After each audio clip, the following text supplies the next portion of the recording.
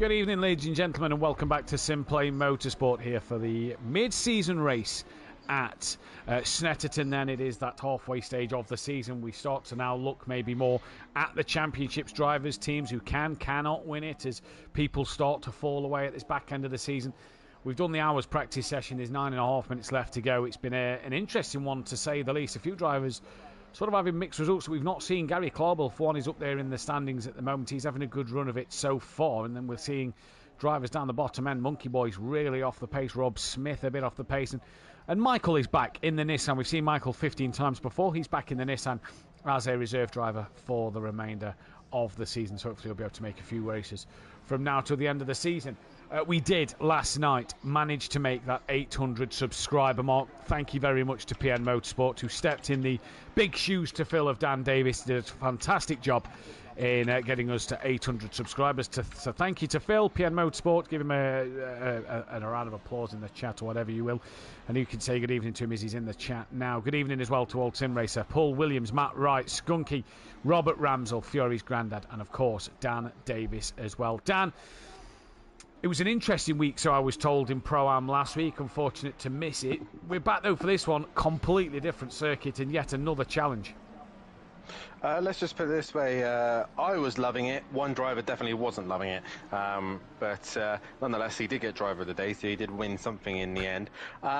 Monza did bring some interesting racing. And nonetheless, I do want to massively say thank you to PM Motorsport for stepping up to the plate last night and taking over my precious GT4s. It's not easy stepping into the shadow of myself, but thank you very much for stepping in and doing that. It's very much appreciated, and I hope you had a fantastic stream last night.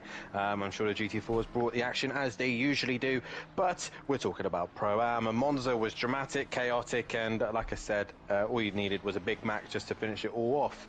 Nonetheless, we are here at Snet, a circuit that all the British drivers should know, and all the other drivers probably are sitting there thinking, what on earth is this terrible circuit, and why on earth are we running it? Well, it's probably the second worst circuit of the British tracks, and yeah, let's hope it's going to be as dramatic as it was last week. No rain by the looks of things, just some overcast weather here, Matthew. Yeah, very thick cloud conditions that we had in the GT4s last night. We've got tonight as well.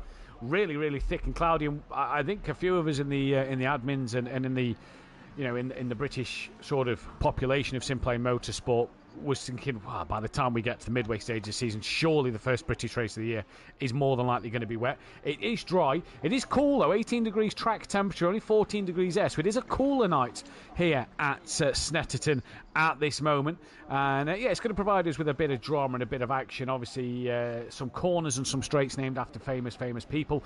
Some of the likes of Lewis Hamilton, Ayrton Senna, Murray Walker, for example, is the final corner. So a lot of corners named after iconic racing drivers. We are here, though, in Norfolk, Gary Leach's home circuit as well as PN's, who was on the comms last night, and a fair few other drivers that we've seen in the past have SimPlayed Micro J's, Jamie Brazier, Big Boy Brazier's home circuit as well. So great for these drivers to maybe see their home track on the on the calendar. Obviously, this was one picked by the Patreon stance. We've already had Misano, which was picked by Emmanuel Machado. We've had Bathurst, which was picked by yourself as the admin. This one was actually picked by PN Motorsport as one of the Patreons of the channel, and that is one of the perks you get. You get to pick one of the tracks to go on the calendar for that season. We'll bring a screen up now just showing you again some of the tiers that you can get. For £3 a month you get to reserve your driver number, so you get that driver number locked in, nobody else can pick it. You get priority access to sign-ups and events, so you will get that first come first choose access to it. Track suggestion as well for future seasons, so like we've said, Emmanuel Machado and out of PN Motorsport got to pick the track this year, Misano and now Snetterton. You also get some pre-season promo images done for you by our fantastic Dan Davis, and also some social media links shared to your to the Discord as well as other platforms. That is just for £3 a month, which obviously all goes in towards funding other SimPlay ventures like trophies and other things that we've got in the pipeline that are possibly coming down in future events. Oh, definitely so, and this is kind of your way of showing your appreciation here to the channel. We do want to give more to you guys as much as we possibly can. We are only a handful of people, and it's not just obviously being a Patreon. If you guys do want to help out more in the channel, you are more than welcome to put your names forward in any other suggestions, whether you want to be a steward, you want to have a go at commentating with one of us. We're always looking for commentators. It's a right laugh, it's a right giggle. You will probably not be on your own. It's just a bit of fun. Obviously, all this is voluntary. Think of it as like a club. You're volunteering to your club to help it run smoothly as best you possibly can.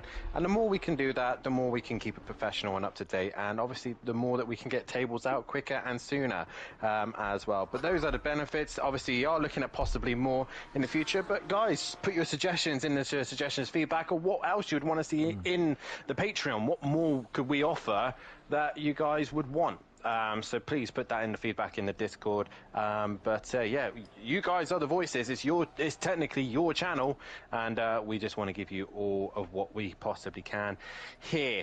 So if it costs me £3, would I get the Nordschleife added? Well, I'm a strong believer that if you think that this is a lovely track, Skunky, then I'm a strong believer in saying that this track, the Nordschleife, is probably the most stupidest designed circuit in the entire world. And if you think that we, as a channel, are going to get around the Nordschleife in one lap, then I will eat my pants. It is potentially coming out to the endurance calendar for next year, so if you would like to race it, I'm not signing up. It's possibly coming to that. It's going to depend on a few things, and obviously admins will be discussing over the course of the well, you winter. know my opinion on that. I know your opinion. I think my opinion is shared. I think it is you've got some circuits in the world that are just barbaric. Bathurst is a circuit that you think, why? But okay, Le Mans is just so long. Hockenheim Old School is so long. I mean, if they can't do Bathurst, how on earth are we going to do the Nordschleife? Exactly. There you go. Matt Wright's going to have Skunky will pay £3 to have it. Oh, Matt Wright will pay £3 to have it removed. So there we go.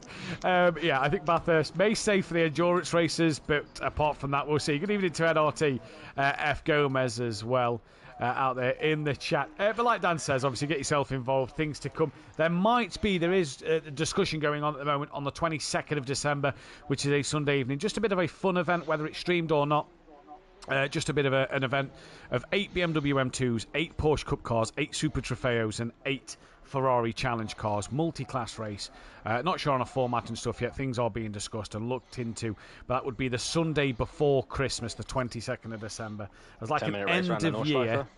Yeah, as an end of year. there we go. Super Trofeos, Porsche Super Cup and Ferrari Challenge. Yeah, there we go. That's sort of like an end of year. Thank you, guys. And the BMW M2 start on pole. Yeah, just do a reverse grid so we manually put the 8 M2 drivers up at the front. Yeah. Porsche Cup car with no traction control around a Nordschleife. At least they've survived the first Grand Prix loop. As soon as they then get on the circuit, that's it. They're done. We're not here talking about the Nordschleife, though. We're here to talk about Snet. And as I briefly said in the chat just before we got going, Matt, obviously, me and you have a vast knowledge of British circuits, being English ourselves, and yes, I've deliberately made that on purpose. Yeah. But being British drivers, we do know a lot of British circuits, from Knockhill to Snet to Autumn Park to Brands Hatch, and as I said up in the build here, I think this is probably the second worst British circuit. What's your opinion? I'm fully with you on that. I have a list. Silverstone is like, for me, the third worst British circuit out of all.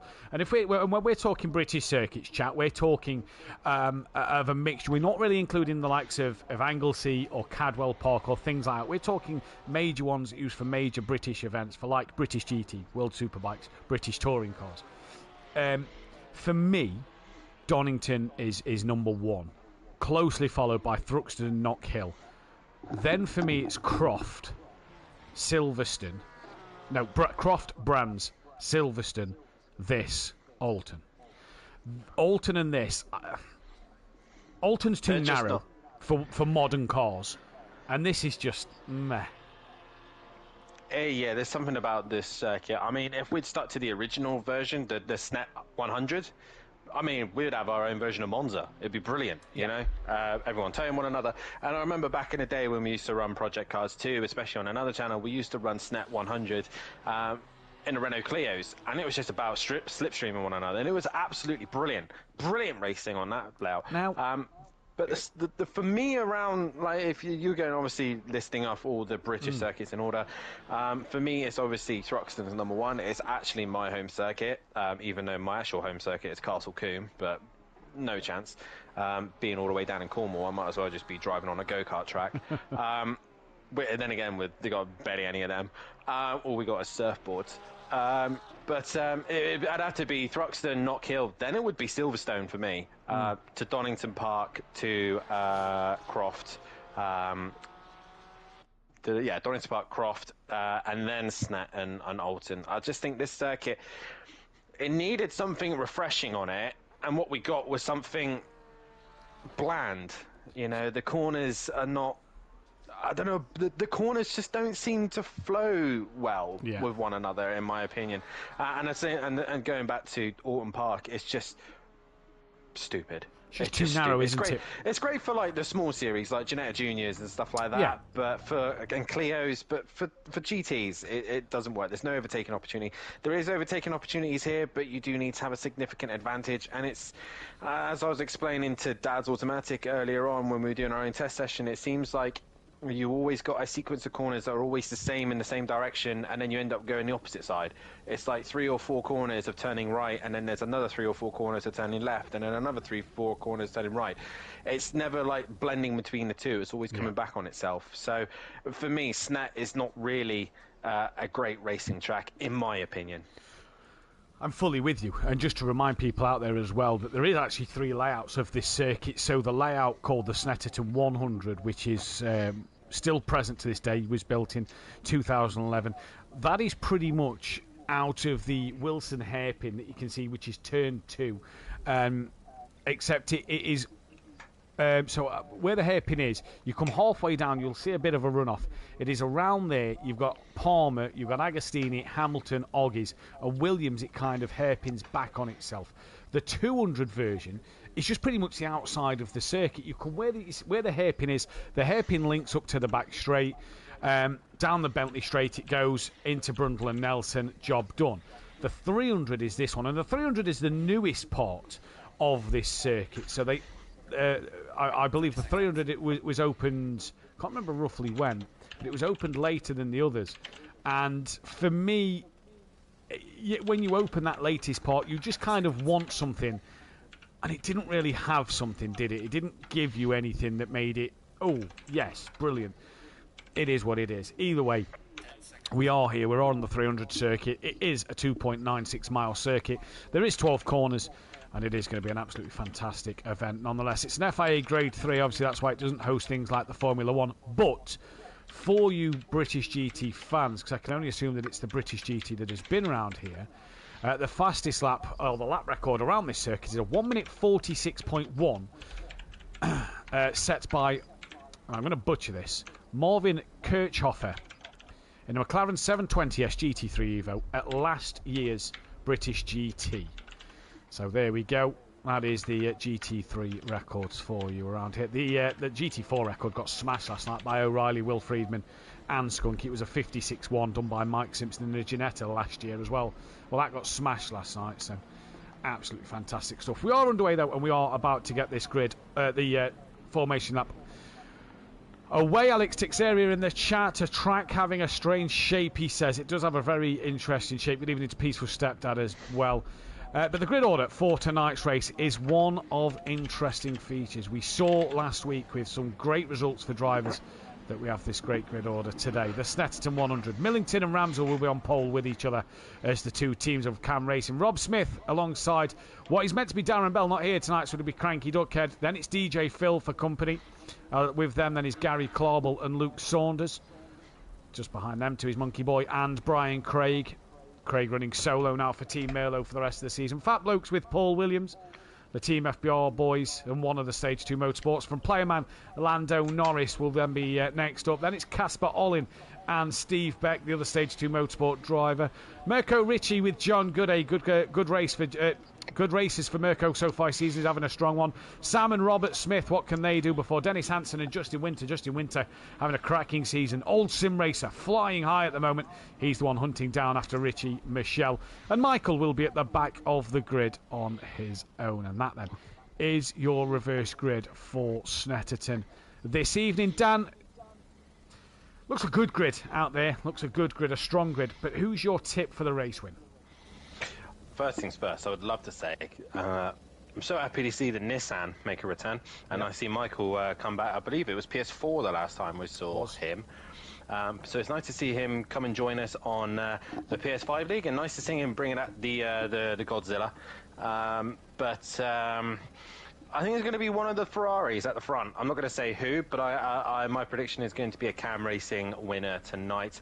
Not obviously the newer Ferraris. Just realised that Rob Smith is in the old Ferrari, but one of the two at the front, one of the Cam Racing.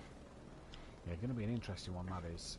Yourself? I'm honestly looking back at Luke Saunders. Took that race win at Monza. Difficult circuit, this one. But he's only down in 7th place, so I'm looking at Luke Saunders to possibly come up with another race win here. We'll see what's going to happen. Keep an eye on that Porsche, Gary Klarbel. I know Gary's got pace in the Porsche as well, and it does seem like a Porsche circuit, to be fair. Traction zones are key, and I think that's where the Porsche is at its strongest. So keep an eye on possibly Klarbel from coming through, and also Player Man. But nonetheless, they are working up their way 2 by 2. It's a Cam Racing 1-2 and a Ferrari 1-2 at the front row. Who's going to take the win tonight? Yeah, who is going to take the race win tonight? Then, as we come down towards the start line, we'll get a bit more into the bopping a little later on in the programme. But towards the start line, they come. You can just see on the outside, running all over that marbles of the hours practice session that have built up over the session. And it is a Cam Racing 1-2 here. And we are green and go for round 11 of the season. It is a better start from the Cam Racing driver of Robert Ramsey, who looks like he's now getting fully alongside his teammate. And down in towards turn 1 they come. Heavier on the brakes. They nearly make contact with each other. And already he's saying, look at Gary Klarbel. He's made up a couple of places. He's already sat in P4. Cranky Duckhead as well has had a good start. They've both got past Robert Smith. And in towards the Wilson hairpin they come for the first time. Klarbel takes that wider entry as he has to avoid that Cranky Duckhead on the apex. Luke Saunders got a little bogged down, but at the minute Stephen Millington and Robert Ramsell nearly made contact turn 1. They've got away pretty well, dropping down the order. There is a yellow flag. That is DJ Phil, who is off the circuit and very, very wide, to say the least, and also dropping down to the back of the pack. A few other cars as Gary Klarbel makes a lunge up the inside of Cranky Duckhead, and Agostini goes a little deep, but manages to get the move done and collects himself. And like Dan said, the Porsche looks very, very good around here. Gary Klarbel, a quick driver, not yet had the rub of the green so far this season, but it is Millington from Ramsell from Gary Klarbel now in that Porsche, and already, Dan, it's made a good couple of places.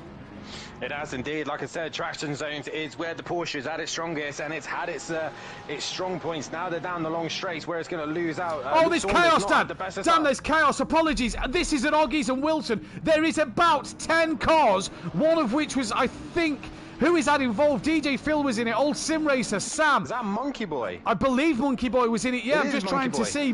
Dennis Hansen, John Gooday, Mirko Ritchie was involved in it. So there was a load of cars all gathered at Oggies and Wilson there. Dan's going to check the replay for us, but at Oggies and Williams, it's already gone to pot for several drivers. Steve Millington starting to pull away from Robert Ramsell, our newest Patreon member. He'll get a nice track selection for himself next season, and down the start straight they come, already showing his teammate a flash of the lights. It is gone up 2 degrees on the track temperature to 20 now, so it's just warming up a little bit. Robert Ramsell now looking to pull out on his teammate, thinks better of it though. Let's drop back down the pack. Luke Saunders hasn't had a good start. He's been swamped a little bit, and now as we drop back down towards Paul Williams, he's then got that of Robert Smith, looking to make a move up the inside in towards Ritchie's for the first time. Can't do it there. Yeah, I'm still working my way to the incident. Okay. As they still haven't not completed an entire lap here. Yeah, it still thinks it's lap 0. So I'm on board Monkey Boy. We're now coming up to the Hamilton area, and he's gone a little bit wide, and I think he might have dropped it all on his own. He's gone deep. No, he's had a spin round by Luke Saunders, and then everyone else just come piling in. Oh no, Dennis Hansen had his own moment as well. So Monkey Boy's had his contact, and looks like John Goudet and Dennis Hansen were going side by side. John Goudet's missed his brakes and hit the back of the McLaren, And yeah, and then the Sam and the Ferrari came together on their own. Michael and DJ Phil had nowhere to go. And in come Mirko Ricci, and he's just coming to clear it. So 3 separate different incidences. So 3 incidents all into one. We're watching Fat Bloke down the Bentley straight here with Luke Saunders, who's going to have a look up the inside. This is going to be a brave move from Luke Saunders up the inside at Brundle. Backs out of that one, though. He's got Stephen Beck just watching from behind, as well as Luke Saunders now manages to tuck back in behind. This is on the helicopter shot of the bomb hole in towards Coram now. 3 BMWs M4 going 1, 2 and 3. 8, 9 and 10 in this race. Paul Williams is on the back of Brian Craig coming through into Coram. Richie Michelle not really made up places, neither's Justin Winter so far. Robert Smith's down in 15th. There's Player Man as well. Mirko Ricci's trying to get on the back of that of Monkey Boy. Trying to squeeze up the inside. He's now having a look at a squeeze up the inside of Murray's end in that final corner. There's Michael in the Nissan, and that's Luke Saunders round at the final corner. So something's happened there to him right on his own at the final corner. He's tumbled right down the standings. DJ Phil has gone very wide at Murray's as well. That is going to put Sam, Dennis Hansen, Old Sim Racer and John Goodey up the order, and DJ Phil, after he made his 400th race last night, is down into last place. And now at the front, Robert Ramsell's coming under some immense pressure from Gary Clarbel. Gary Clarbel maybe having a look up the inside into Agostini. Not at the moment, he doesn't. He's patiently waited. Casper Ollins, the man on the move, he's just at fastest lap, and he's just passed Lando Norris into up into the left-hander. And now Lando gets back past him at the inside, so maybe a push to pass there, but Lando Norris back in front. But it is the 2 Ferraris under some immense pressure from the Porsche driver, Gary Clarbel, who's absolutely flying at the minute in this Porsche, really trying to use that traction to his advantage and try and get past the Ferraris.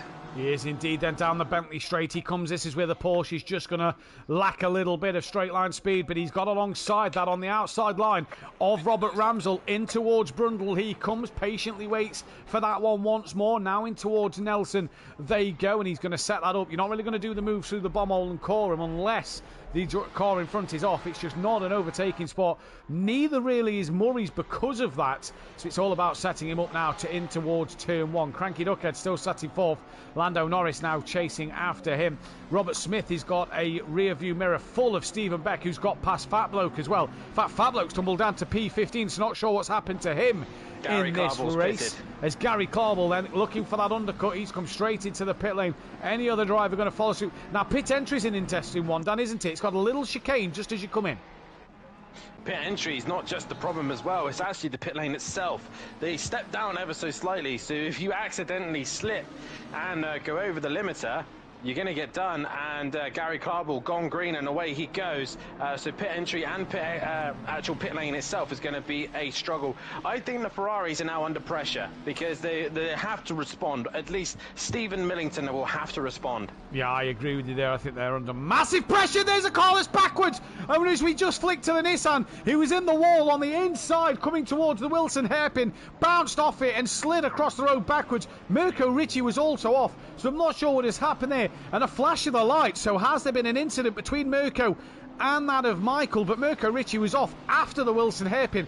Michael hit the wall hard before the Wilson hairpin, so something definitely happened there.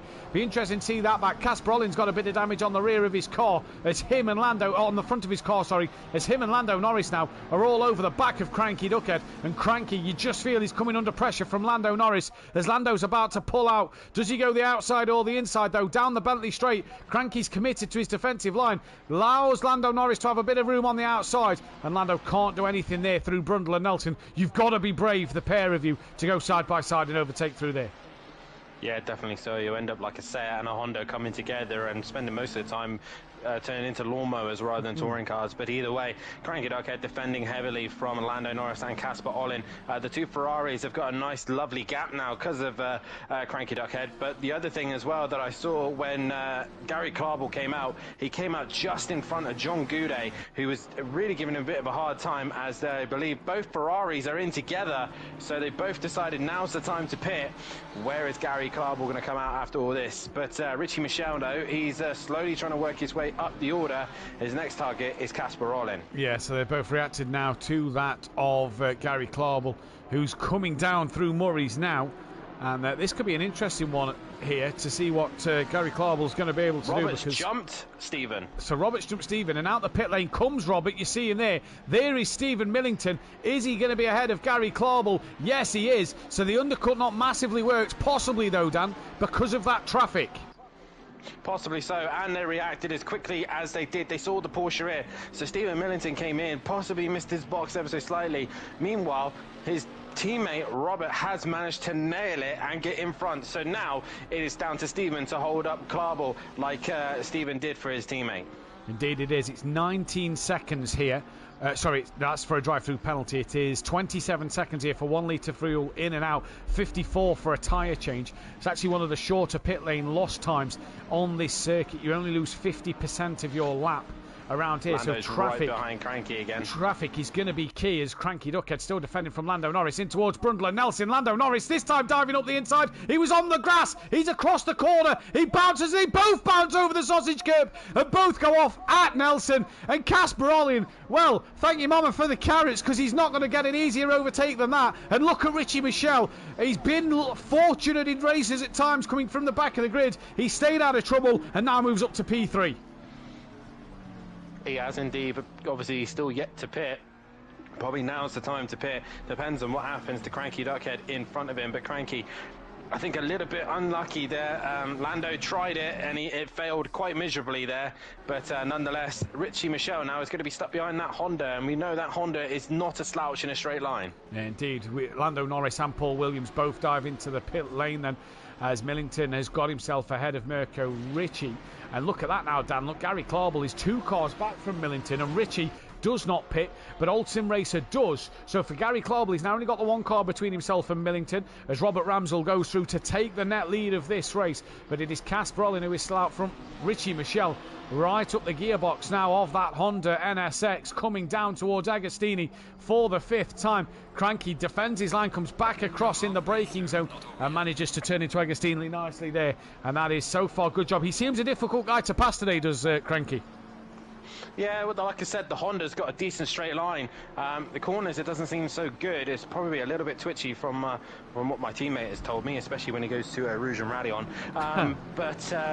Yeah, it's just got good straight line speed as the Honda. So if Cranky gets a good exit out of this right-hander, that Lamborghini isn't very strong in a straight line. Probably one of the slowest cars in a straight line.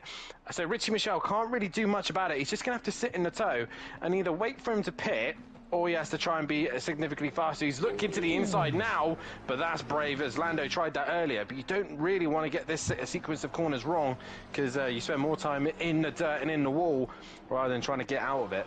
Yeah, you do indeed. Gary Clarble has now got past that of Mirko Ritchie, dropping down to Brian Craig, who's behind Fat Bloke and some other drivers. Justin Winter not having a great race one here. He's on the back of DJ Phil, as DJ Phil has to pull across. Justin Winter now trying to get past Phil. Phil's gone very, very deep. Justin Winter gets up the inside. Not fully got the move done yet. DJ Phil's coming back to me around the outside and towards Hamilton they go now. And DJ Phil slots back in behind, as Winter just goes a little bit wide. And now Sam's on the attack, looking up the inside of DJ Phil, and Phil turns in on Sam a little bit there as Sam dives up the inside, but manages to now get through. Is he fully through? Yes, he is, because DJ Phil understeering wide out of Williams he goes. Steve Beck is gaining on the rear of Lando Norris, but that is since Lando has pitted. Mirko still yet to pit in P9 at the moment, and none of the top drivers pitted this lap. And still, as they come through Palmer's, Cranky Duckhead is ahead of Richie Michelle. Yeah, Richie Michelle's had a flash of the lights to say, I'm going to get past you at some point. I don't think he's really flashing that much. Cranky's got enough reason to stay in front, and he's got the pace to do so. I think Richie has made a poor decision here, because while he stayed out, Mirko Ritchie has lost out position to Gary Clarble. Now that's released the Porsche driver. Can he do anything about the Ferraris? Can he work his way back onto them? But Casper Olin needs to pit soon. Cranky's been staying around 5 seconds behind him, and Richie Michelle has just been stuck behind him. He should have done the opposite of whatever Cranky did. If Cranky went into the pits, he should have stayed out. Yeah. If Cranky stayed out, he should have gone in.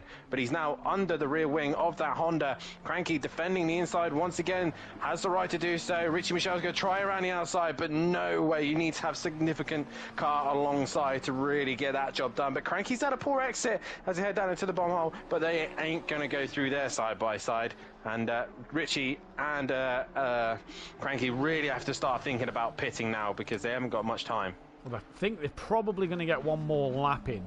It's what is it? 146 as Cranky's gone a little wide out the hairpin. You saw though a bit of a slide there from Richie Michel. Cranky, Cranky! They're both staying out. Cranky's just sold Richie Michel the dummy. He went just dipped a wheel over the line. Looked like Richie Michel was then going to stay out. Cranky stays out and he's managing to stay in front of Richie Michel. This is a great fight so far. Back down towards Gary Clarball. He's got Mirko Ricci behind him, trying to gain on them two Ferraris. Does Mirko decide to come into the box? He has to. Yeah, he's in. He's into the pits. He was not going to. Yeah. The best, the lap time is a 47.8. So Michel's through. He may be through, but can he hold on? Yes, he can. But are these two going to get to the pit lane in time? That's the question. A good lap time round here is a 47, let alone doing it while racing. They're pushing it. They're on the line. They're on the cusp. I think they're on. If they need to nail this lap and get in. And let's not forget, for the viewers watching, that all you have to do is be over the pit limiter line and in pit lane. You don't have to be in your box. You only have to be in pit lane for it to register that you was in before the window shuts. This will be a big ask of these two, but Richie Michel has cleared Cranky Duckhead. You just wonder how much that's taken out of him, though. Casper Ollin came out. Where did he come out? He is just behind, well, he's not just behind, but he is behind Gary Clarball, so came out P4. So if you're looking at Richie Michel was 5 seconds behind that. Mirko Ricci's gone round. Mirko Ricci's gone round at turn number 1, not sure how, but I went on board to Dennis Hansen because he's setting fastest laps at the minute, but Mirko Ricci is facing the wrong way after turn 2.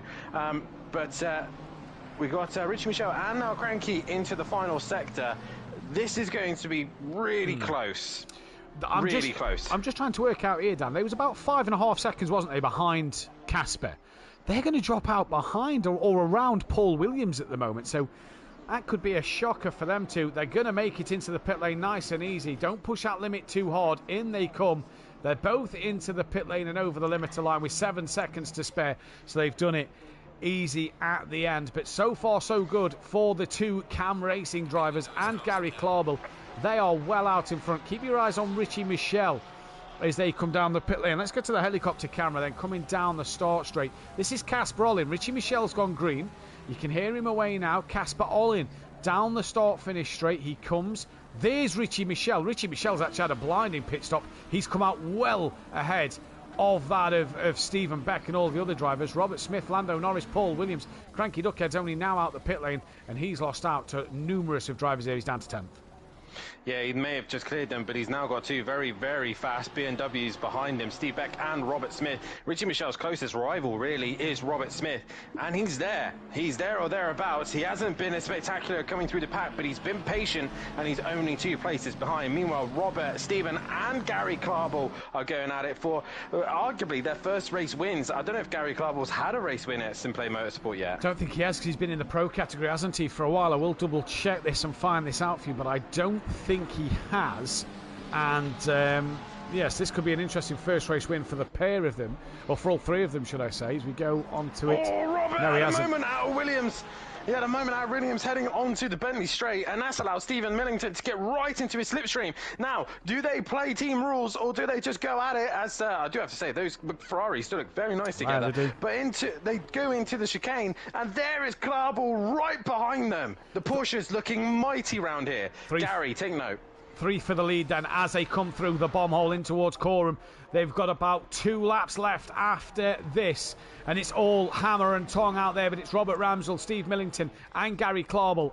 3 different drivers yet to have a race win here at SimPlay Motorsport. 2 Ferraris in a Porsche with 2 to go. It's going to be absolutely interesting to see what happens then as they enter the final lap. You see Casper Ollin in the background. There is Richie Michel as well. He's pulled away from Beck and Robert Smith. Old Simrace, the second in the championship at the minute. He's down in 15th place, so not having a great race today, but it's down, to these 3 at the moment. Stephen Beck has actually just got past, I believe, Robert Smith, as Robert Smith now on the back of him. You've got Lando Norris and Paul Williams 8th and 9th. They're pretty close together. Brian Craig is in this train of player man himself, Monkey Boy, an old sim racer, who's going to want a few more points in this one. Dennis Hansen with the fastest lap is down in 16th. He's another championship protagonist. The top He's four. dropped down the order. He has. The top four in the championship, by the way. Ball, Richie Michelle, his old sim racer, Justin Winter, Dennis Hansen, Robert Smith in 5th. Robert Smith's having the better race out of them four above him because Justin Winter is also down in 20th. Yeah, it's just the Lamborghini is relatively good brand here. Obviously, last season out, I drove it, and I've never felt a car like it around here. It's absolutely brilliant around here. And for Richie Michelle, he's just been patient and worked his way up the order. Back to the leaders, though. The Ferrari seemed to pull away in the first and third sector, but then Gary Clarball brings them back in, all in that middle sector, and that where is all the traction zones are. Yep. And this is where the Porsche just hasn't got quite the legs. But Stevens looking to the inside of the left-hander, but thinks better of it. It's his teammate as they go into the chicane. Yeah, nearly was an Alton Park touring cars moment there between the two of them as they come in towards Brundle and Nelson then. But now for Stephen, he's got Gary Clarball. We can go on board with him, and he's got Gary Clarball right behind him. And this is where Dan's on about. Look, the third and first sector seem to go the way of the Ferraris just because that lack of traction zones. Ball this corner of Murray's here. Look at the Ferraris now. Out the corner they go, and away they are. It's in that middle sector where it's all being won for Gary Clarball. He's got to play it smart now because he's got one lap to go. It is the final lap of this race. Gary Clarball sitting in third behind Steve Millington, behind Robert Ramsell. In towards Richard he goes. Nice amount of curb through the first part. Don't be too greedy on the exit. In towards the Wilson hairpin now. Hard and heavy on the brakes.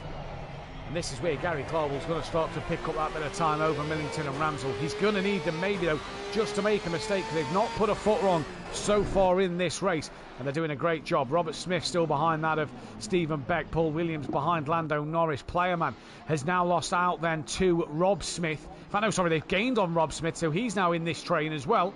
And then as we drop further down to John Gooday, he's got that of Dennis Hansen, who's about to make a move on Fat Bloke. Going to look up the inside into Richie's. No, he not thinks better of it.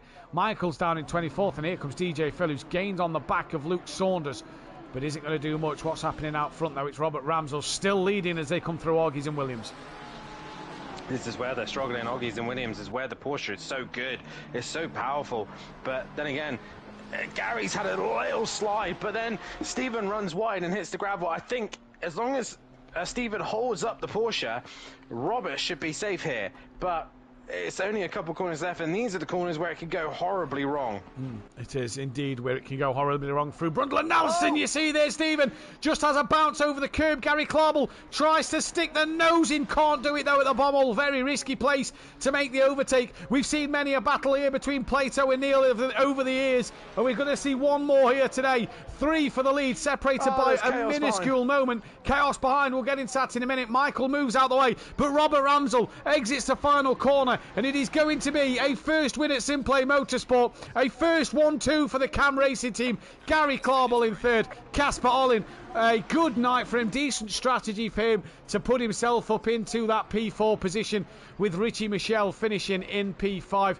Then it is Steve Beck with Robert Smith for P6 and 7, Lando Norris and Paul Williams 8 and 9, and Cranky Duckhead down in 10th at the moment. Yeah, a little bit of chaos behind the Cranky Duckhead as the player man came into the final few corners, and Rob Smith has dropped down the order massively with Brian Craig. They dropped down the order, but player man coming home for 11th. Monkey Boy is going to come home for 12th. Old Sim Racer is just going to hang in there for 13th ahead of John Goudet. Dennis Hansen 15th and taking fastest. That Fat Bloke loving it, coming home in 16th place position with Rob Smith in 17th. In the end, Justin Winter 18th, not the result he wanted, nor Sam, and Brian Craig in 20th as no, he's not, he's going to be 21st as Mirko Ritchie comes up for 20th position, Brian Craig for 21st, Luke Saunders 22nd, DJ Phil 23rd, and Michael a lap down in 24th.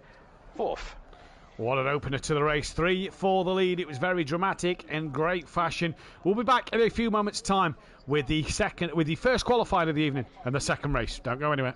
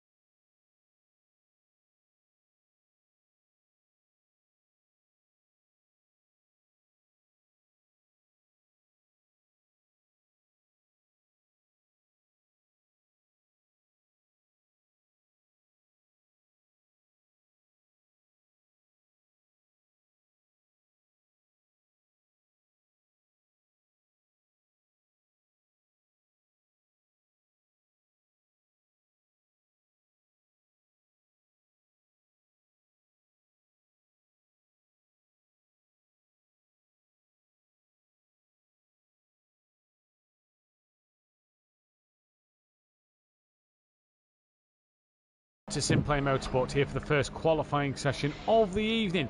What a first race it was, with Robert Ramsell taking the spoils ahead of his teammate Millington, and then Clarwell coming in P3.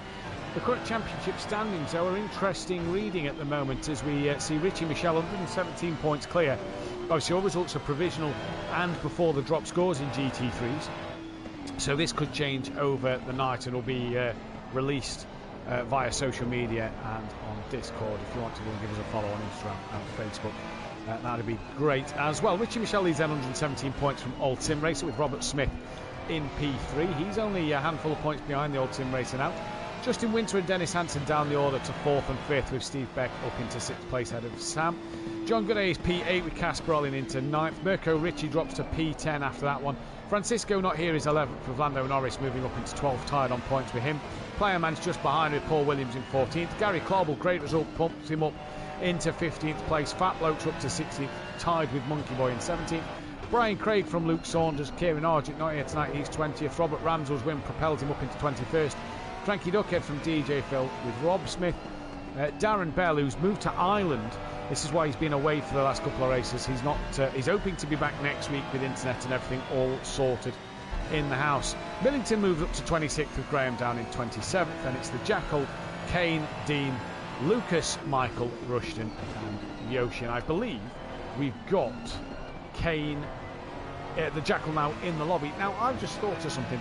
Justin Winter said he might not make race one, and he did. That's great for him. That's why he was starting so low down. He would have been a little further forward in that grid position, but due to him saying he wasn't, or possibly not going to make it, he wanted to be down the order. We're going to go on board with Robert Smith, who's currently on a qualifying lap. Team Richie Corsa are 127 points clear of the Dane Train team, with Stage 2 Motorsport P3. Greasy Bandits Racing at P4, Forever Forward Racing P5. Team FBR from Team Tom, Roadrunner Bandits, then it's Cam Racing up into 9th. Team Merlot, Naval Racing Team 2, McLaren Racing, Speedy Gonzalez Motorsport, and the Greasy Bandits Junior. And in that construct, that manufacturer's 5. We don't do tables for this, but it's normally one team that runs off. Ferrari are only 6 points clear as a Ginetta. Now, there's a few Ferraris left to score tonight. There's a few more Ferraris scoring tomorrow night. But Ginetta still giving it a good go in that battle for supremacy in terms of the manufacturer, which has been dominated by McLaren in recent seasons. Now, just looking at the weekly roundup, there was no Mercedes win, there was no win for the McLaren, there was no podium for the Aston Martin, so nothing there in terms of adding to that one. Dan, what an epic first race. Race 2 is going to be even better. Oh, definitely so. We're going to see the faster guys to the front and seeing what they can do around here. I'm very excited to see what the Porsches can do. Reminded as well, I always just remembered this, especially with Michael. He doesn't like to qualify. So he's in the pit lane. He has got pace at times, but he chooses not to qualify most of the time. So we'll see what he can do from the back of the pack. But nonetheless, it makes his life a little bit more difficult. If I were to pick a car, though, to look for pole position, it looks like Dennis Hansen in the McLaren looked very, very good. But yeah, we'll see what most of the guys can do. I've obviously put a poll out on who you think is going to take pole position. We've got Robert Smith, Gary Clarwell, Richie Michelle and Dennis Hansen. Are going a 44 split to the way of Dennis Hansen and Richie Michelle. Matt, who do you think is going to take pole position tonight? I think Dennis Hansen. I think you're right. He's had great pace in the practice sessions and testing in the week. Looks like he's been quick. Don't rule out Lando Norris, though. He's also looked a quick driver, so we'll keep an eye on him. As there we go, look, goes within 3/10 of Robert Smith already at the end of the first flying lap. Does Robert Smith there? Let's try and pick up the 5:01 coming towards the line. That is Robert Ramsell, your race 1 winner, who did it in great fashion. Towards the line he's going to come now, just ahead of his teammate Steve Millington, and Robert Ramsell moves up the order, as does Millington, into P3. So good lap there from Millington. Definitely, indeed. I forgot to put the Instagram post up. I'm currently in mid-typing it.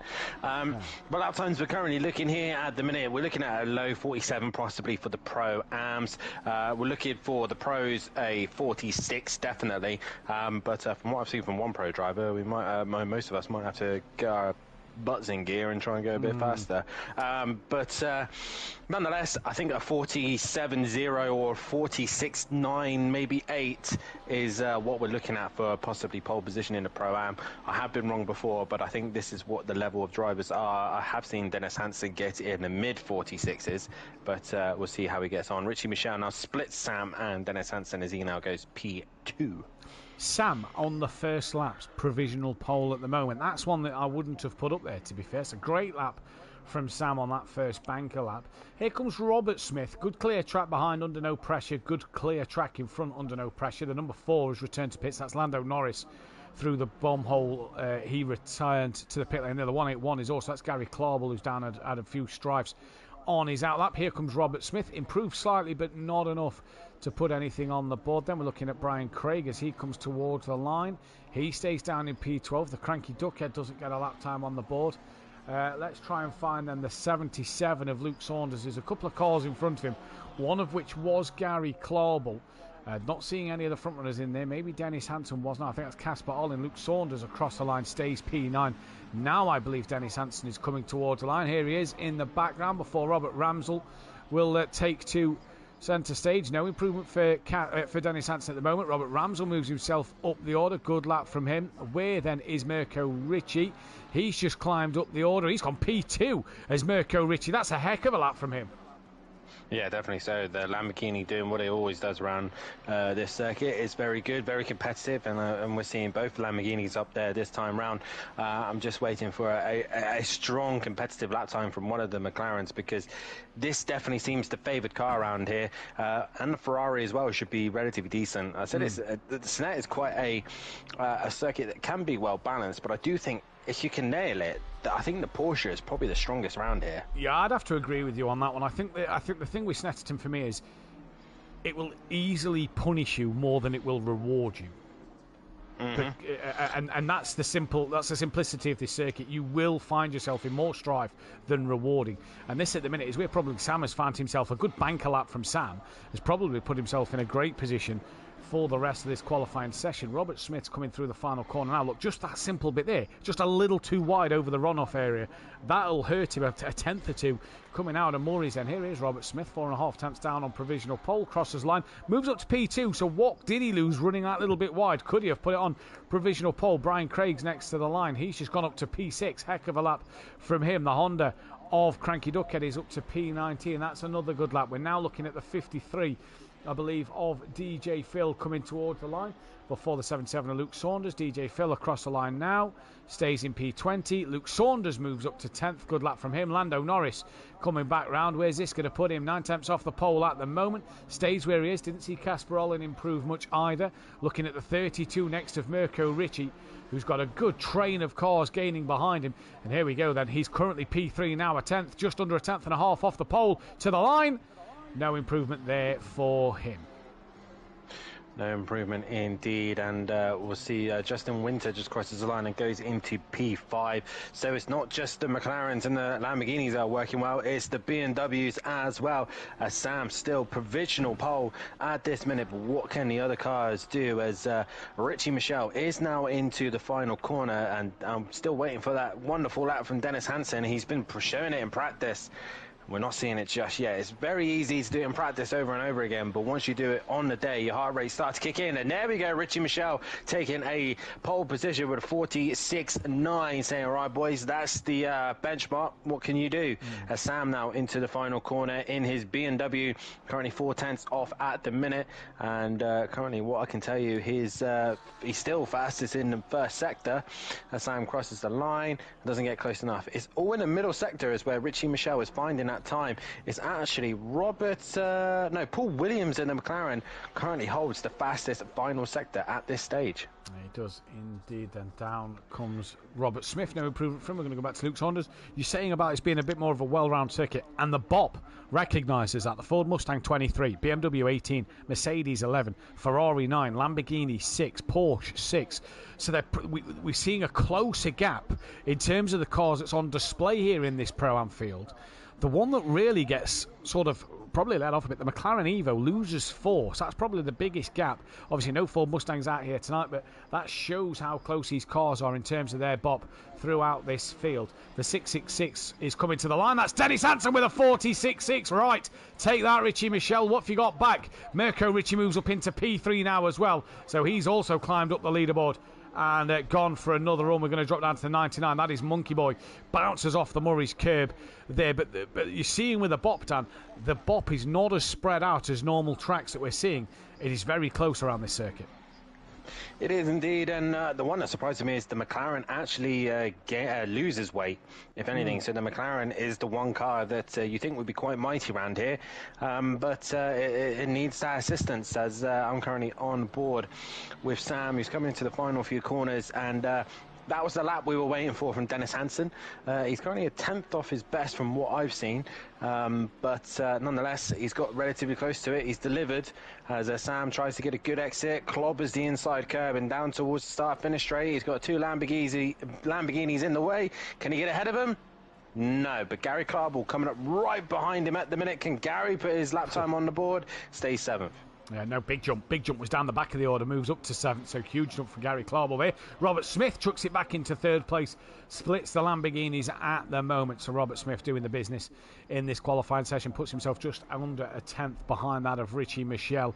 And in the practice session, Richie Michelle, he's worked hard for this because he didn't look like he had comfortable pace around this circuit tonight, so he's done really well to work on this around here tonight. Here comes tech leader, aka Luke Saunders. He's the next man to the line and doesn't improve there. The next one I do believe is Casper Ollin to the line. Can he find an improvement? Stays P9. Lando Norris moves up to 10th.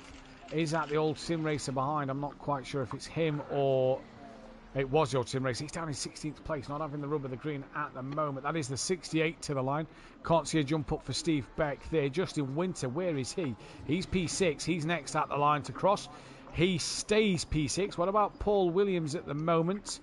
Just dropped down to 15th place. We're then looking at the 99 then of Monkey Boy. Down in 19th. John Gooday, by the way, is 20th place in qualifying at the moment. So he is really having a shocking qualifying few laps out there. Yeah, he is, but I didn't really rate the Mercedes around here. It's not got long enough straights for its engine to really benefit from it. It's a bit big, heavy, lazy kind of car. So I think for this circuit, it's not going to be ideal, and I think it's damage limitations for him at the minute. But Richie Michelle back into the pits.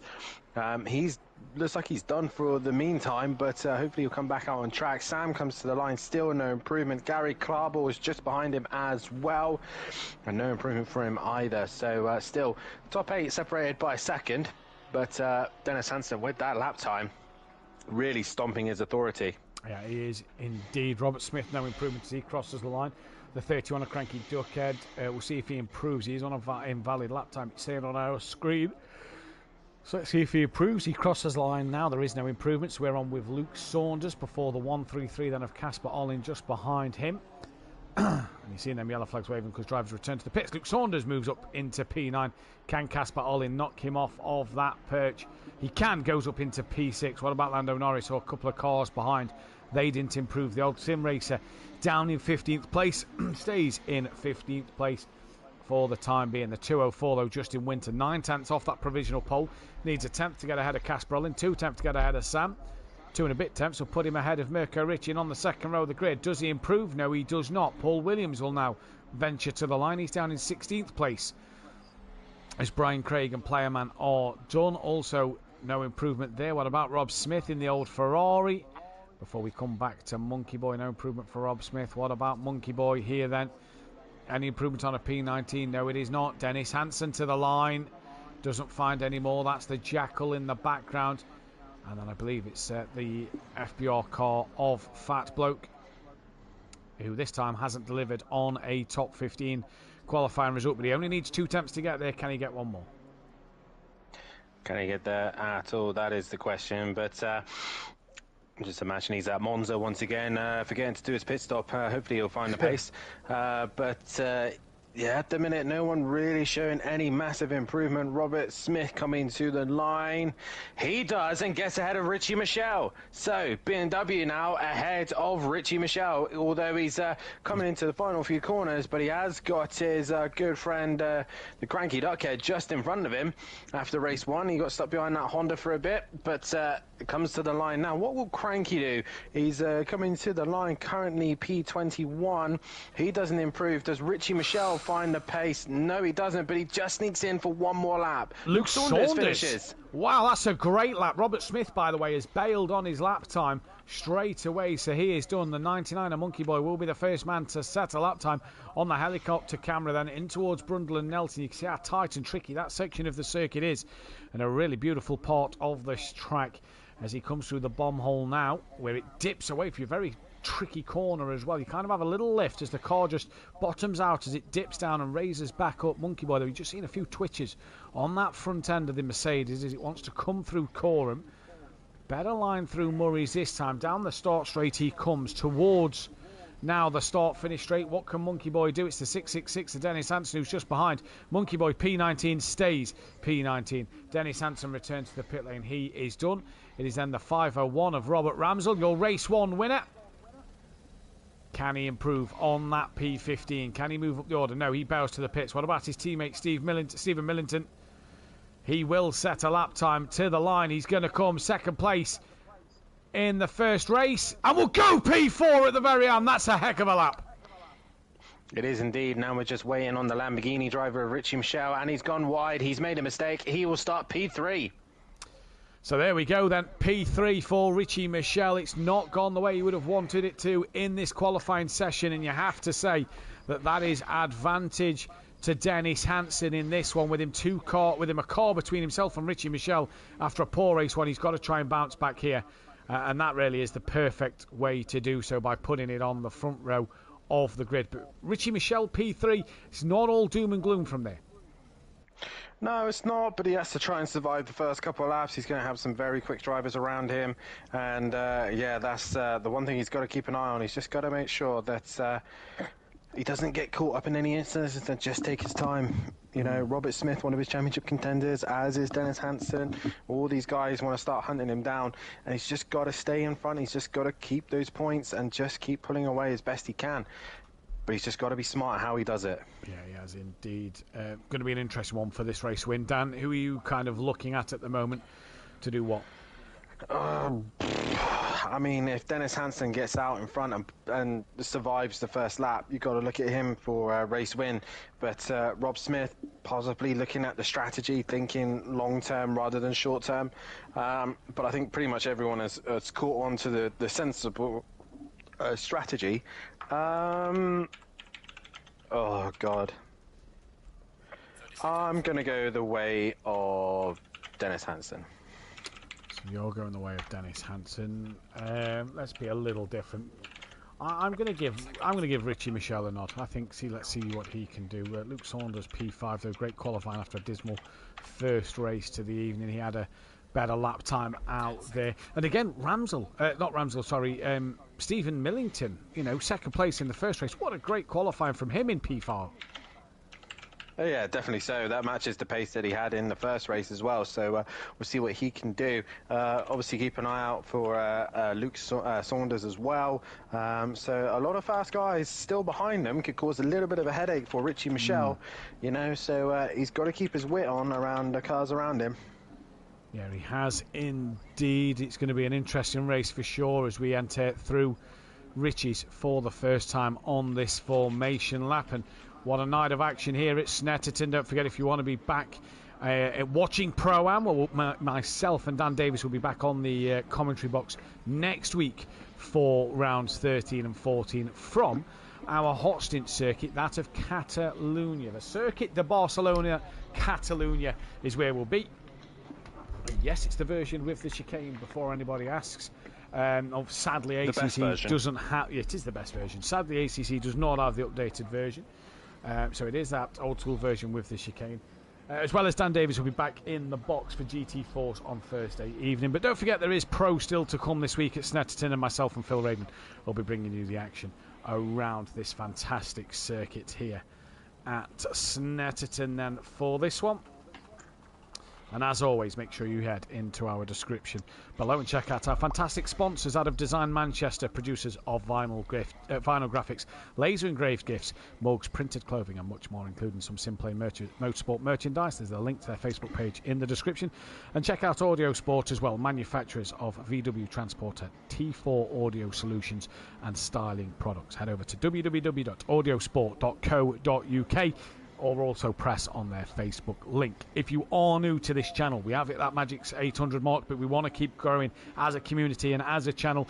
Do hit that subscribe button. Let's get to that 1,000 mark, and let's end as close to 1,000 subscribers as we possibly can. It's been another season so far of fantastic efforts, as well as hitting that thumbs up button and hitting the bell to be notified when we are live. As well, for you motorsport fans out there, a week on Saturday is the finale of the Endurance Championship. Several teams still up for grabs to win that one.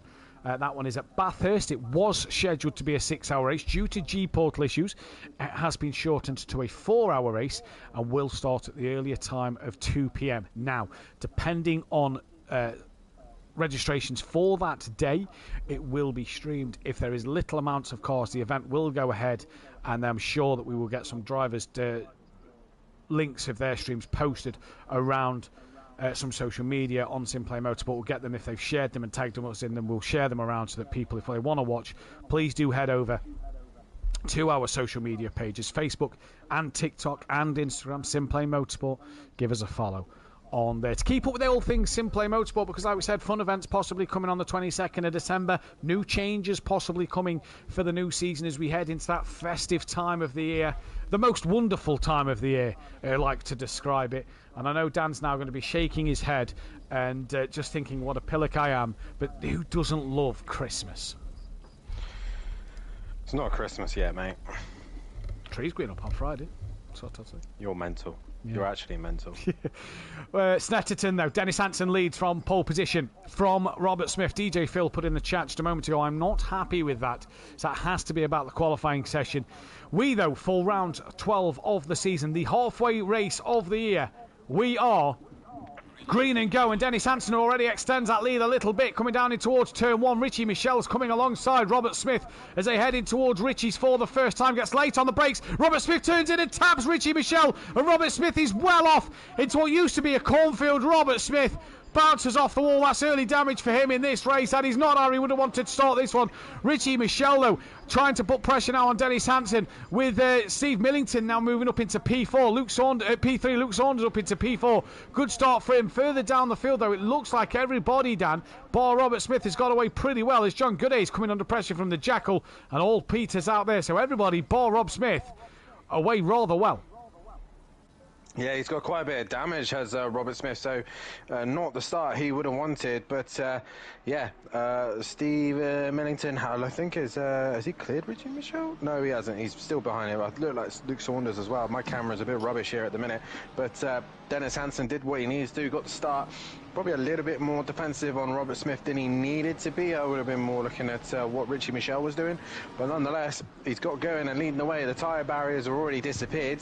They're completely pointless, as Casper Olin looks like he's had a great start. He's already cleared Paul Williams, and now he's on the rear wing of Sam, looking to the outside as they head towards the left-hander. Can Casper Olin get the job done around the outside? He'll have the inside for the next corner, but Sam, better grip on the inside and stays in front. Now he's under pressure from Paul Williams as Sam runs wide as well. Sam either way has lost that fat bloke. He's not loving it back there. He's been hit once again and spun round, and he drops to the back of the pack. He does drop to the back of the pack. What has happened to DJ Philly? He's a long way behind.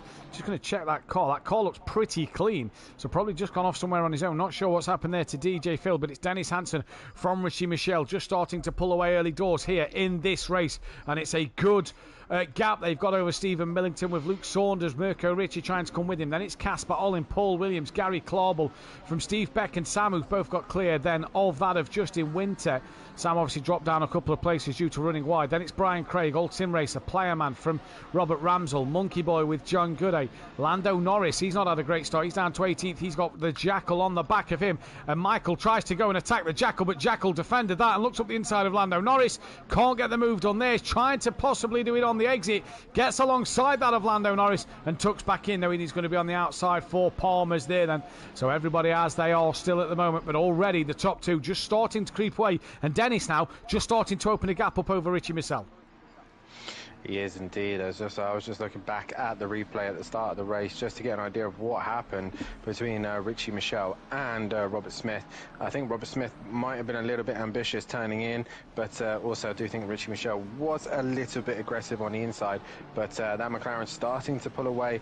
Steve Millington not really giving Richie Michelle a hard time at this stage, so Richie Michelle probably happy just to sit in that P2 position, but everywhere else is all starting just to spread out ever so slightly. It's Player Man who seems to be under a little bit of pressure from Robert Ramsell, who's right behind them, and Monkey Boy was behind them, and now he's dropped down the order. So Monkey Boy's dropped down the order. Justin Winter was having a look up the inside there of Sam coming in towards Nelson. Very brave move there, but it hasn't happened for him. So what has happened to Monkey Boy? He's behind, yeah, he's just in front of DJ Phil. In fact, Fat Bloke as well is now behind DJ Phil by quite the margin. And he looks like he's got even more damage. The 117, Robert Smith has returned to the pit lane, Dan. So something has happened there between them two. Yeah, major damage to that car of Robert Smith. Obviously, clearly not happy about something. He's back in pit lane. Fat Bloke not having the best of times either. He's got damage to his car. But either way, is Luke Saunders, who's now starting to put Stephen under a little bit of pressure. There's Mirko Ritchie's under pressure from Casper Olin, who's cleared Paul Williams, and he's really on the move here is Casper Olin. Yeah, he is indeed. Also, Sam's trying to put pressure on Stephen Beck with Justin Winter and Brian Craig and Old Sim Racer coming for company. Then you drop back a bit to Player Man. He's got John Gooday chasing after him. The Jackal's still ahead then of Lando Norris. Cranky Duckhead still defending from cars today at the moment. He's got that of Michael right behind him. Where is Mike? In fact, Michael's actually dropped places, so he's possibly gone off somewhere because he's lost out to Robert Ramsell and to Lando Norris this lap. And now he's going to look up the inside in towards Agostini. Later on the brakes, gets it stopped and turned in, but he's gone a little deeper than he'd have liked. Dale $8 short, Cranky Duckhead tucks back underneath and has managed to do it. Casper Olin's had a great run through Williams. He's on the inside of Mirko Ritchie, who's kind of held his line. Casper made it a little bit more dramatic than he needed to and went onto the grass, and he's going to go right around the outside of the Lamborghini and get the job done. That was brave of him, but he's in the wall. Yeah, in the wall. That seems strange for that to go in the wall, but it's so easy on that corner just to get the rear end a little light and have a slide through it. Just through carrying too much speed to Casper Olin. Did all the hard work and has now just struggled there, but he's going to find it hard to rejoin at the moment. Manages to rejoin just behind John Gooday, and he'll try and get that one up to speed. So shame for him, but now Mirko Ritchie's coming under some pressure from Paul Williams, who's on the back of him, and Luke Saunders just been able to get away a little bit. Dennis Hansen, by the way, out front, he's checked out and gone in this race at the moment. Gary Clarble running P8. He's up into P7 now. He's got past out of Casper Olin. He's trying to hunt down after the McLaren driver. A good train here behind Steve Beck as well, with Sam, Justin Winter, Brian Craig and Old Sim Racer. Then you've got Player Man and John Gooday from Casper Olin. The Jackal still with Lando Norris. Robert Ramsell's had a moment. Huge moment. He was running up the order. He's coming into the pit lane.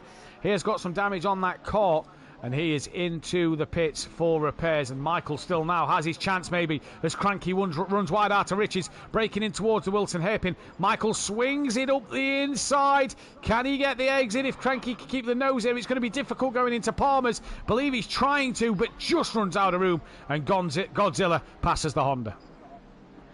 It does indeed, and Paul Williams really starting to put Mirko Ritchie under a bit of pressure, possibly been a little bit too close to the back of the Lamborghini and starting to hold him up, as Gary Clarble has now also joined the party in the Porsche. It seems like that Porsche is a lot stronger in the race than it is in qualifying, and he's right on the rear wing of these two at the minute. But Dennis Hansen controlling the pace at the minute with Mirko Ritchie Michelle in second. He's not letting Dennis get away that easy, as Stephen Millington can just see them with Luke Saunders fourth, and we've got this three-way fight at the minute with the Porsche looking the mighty one of the three.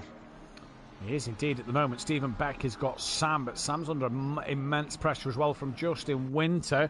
This is looking back from Sam's view on that of Justin Winter, then coming through Coram now in towards Murray's, and this is a tricky part of the circuit as well. You're kind of still turning right while then hitting the brakes to go left, and the car just doesn't react really well to it at all. And here they come down the start straight. Brian Craig's still in the background as well. So this is going to be an interesting one for me as they come down in towards Richie. Sam seems to gain on Beck at stages and then falls into the clutches of Justin Winter. A real ebb and flow moment for Steve Beck. And if you look in the background, Winter a little wide there. Is that going to allow Brian Craig? We'll stay on this view for a moment as Brian Craig, no, not close enough to Justin Winter. Yeah, they're just not quite close enough. The BMW seems to have the straight line advantage, but the Ferrari is so much better in the corners, as is the McLaren. Old sim racer, after a great Monza, is not really been able to stick with these guys at the minute, and is just trailing on the back of them. But everywhere else at the minute it's relatively quiet. Player Man is ahead of John Goudet, who's trying to find a way through. Lando's trying to find a way through on the Jackal as Ramsdale comes back out on track. Robert Smith has come back out on track as well, but yeah, not the race for those two after a brilliant first race for Robert, both Roberts actually. Yeah, it's got a bit downhill for the feature.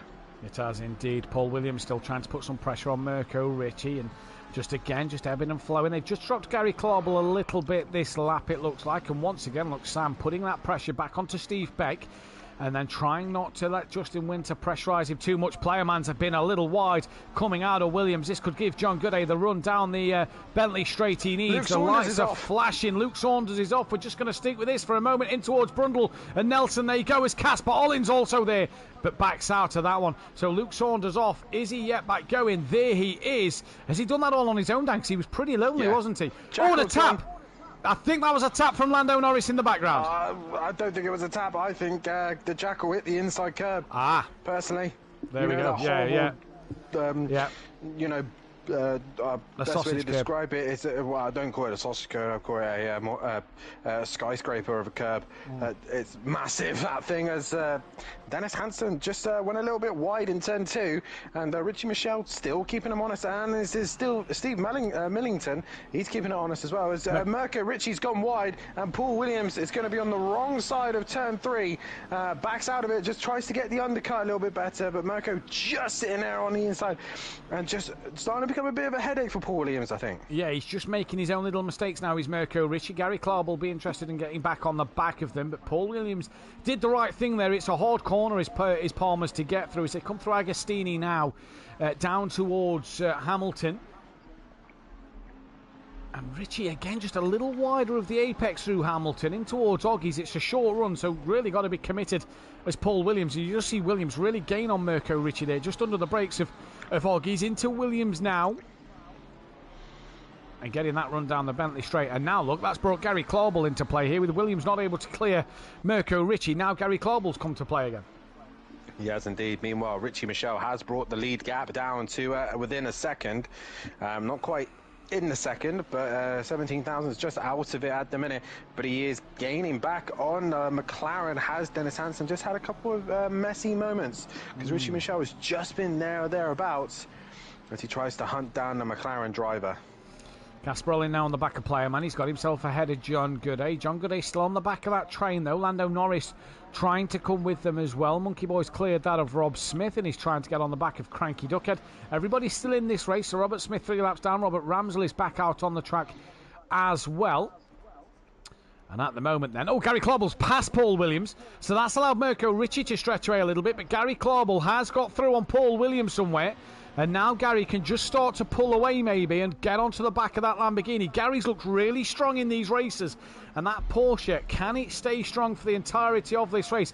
48 minutes left. The pit window opens in about 13 minutes time. So still a long way to go for the pit window. And Steve Beck giving a flash of the lights. I'm not sure if that's to his teammate or what.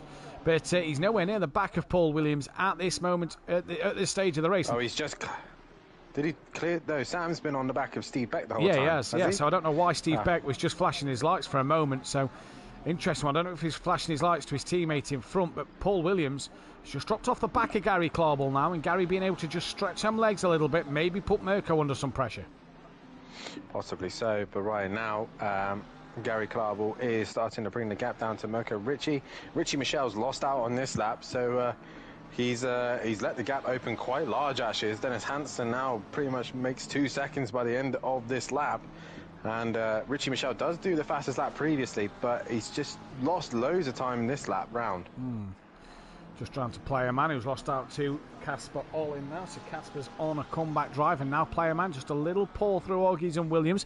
Going to allow John Gooday to have a look. He's on the outside line now with Brundle and Nelson. Got to be brave around here. I'd be surprised if John keeps with this and no breaks a little earlier.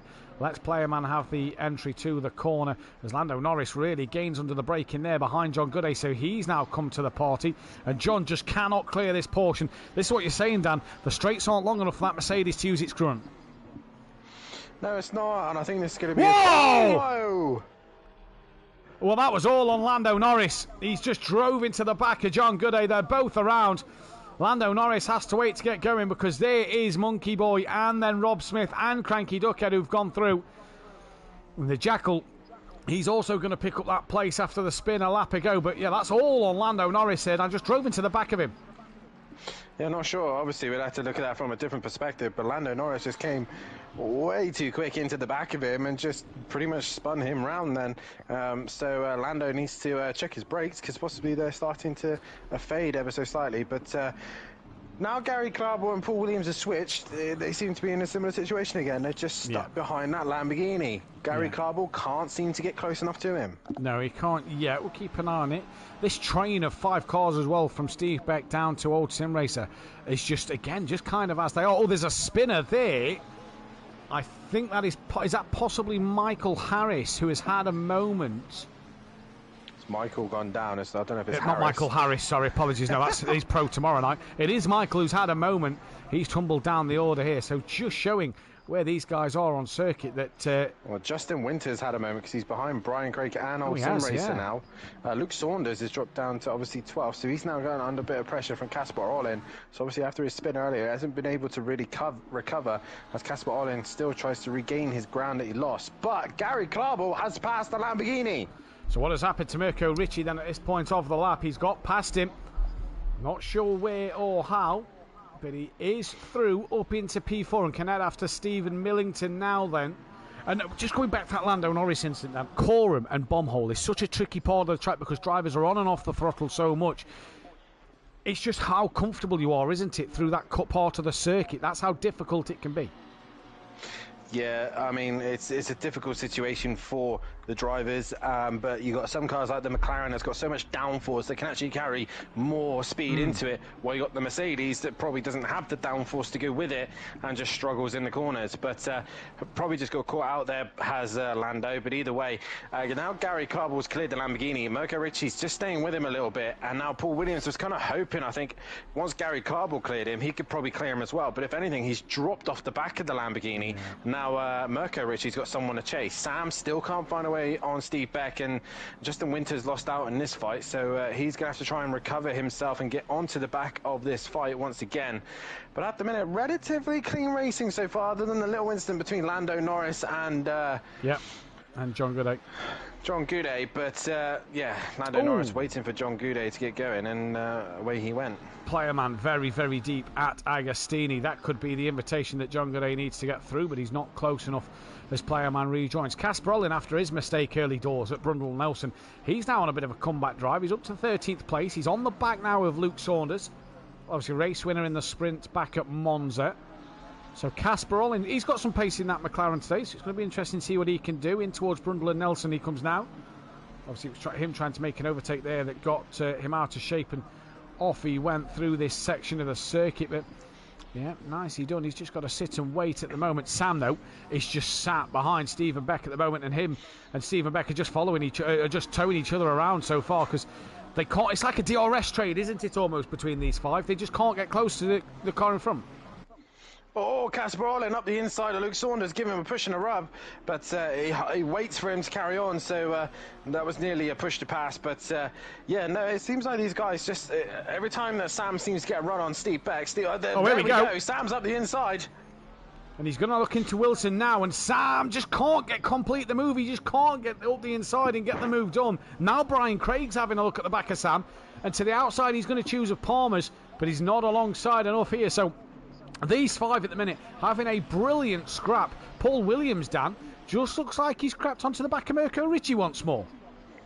Yeah, he has ever so slightly, but it's more important to focus on this fight. As Sam looks again to the inside of the left-hander, but can't get the job done. The 68 and the 96 have been getting at it for ages now, and Brian Craig himself must be getting frustrated in that McLaren as he's pushing the limits, as Old Sim Racer and Justin Winter in the 2 Ferraris also waiting for an opportunity to arise. But at the minute, the 2 BMW drivers following one another and just being able to stay in front. And this is looking on the rear wing then of Stephen Beck. You can see the 5 cars in the background, and down the Bentley straight they come now. And there is Sam in his McDonald's livery BMW. Brian Craig, Old Sim Racer, Justin Winter. You can all see in this train down in towards Brundle and Nelson. And this will give you a bit of an insight on how tricky Brundle and Nelson is. He misses the first part of Brundle, has to be a lot slower through Nelson, and that just brings the train closer together as they are towing each other along. Then through Bomb Hole they come now. Sam just gets it a little wrong, but not too wide, runs on the outside curb just enough. I think at this point you can just hear Sam now. He's just stuck in the dirty air of the fellow BMW driver, especially in that penultimate corner. The car just wants to understeer wide continuously, and just you have to be patient on the throttle, and there's no real point to just hit the braking point. It's just patience. I think the BMW would be relatively good in that sector, but yeah, it's just it's waiting for that final straw to break the camel's back and see who comes through. But I mean, I hope this fight goes on pretty much for the entire race, and we have some good clean racing, because it is brilliant to watch. But at the minute, Sam trying everything he possibly can to find a way through on Steve Beck, but Beck's got it covered at the minute. He's run wide though. Casper Olin in the background, Dan, has got past out of Luke Saunders, I just noticed a moment ago there. So he's got through as Beck. Sam having another look on Stephen Beck in towards Agostini. Can't get it done. And it's interesting because, that's Paul Williams who's rejoining in front of this fight. So he's had an off through Agostini. He was getting close to the back of Mirko Ricci, so not sure what's happened there. But it's interesting, it's not just Sam that can't get past Beck, it's Brian that can't get past Sam, it's Old Sim Racer that can't get past Brian, and it's Winter that can't get past Old Sim Racer. As Winter was trying to have a go at him into Williams by the looks of things. He was close, but Justin Winter! I swear he gives me a heart attack every time he drives a car. Sideways through most of them. Yes, definitely. Just all the time. DJ Phil's got past Fat Bloke, that looks like. Fat Bloke suffering with damage. That's Robert Ramsell, who's obviously a lap down as well. He's possibly trying to unlap himself. But back to this fight. This is for 7th, 8th, 9th and 10th and 11th.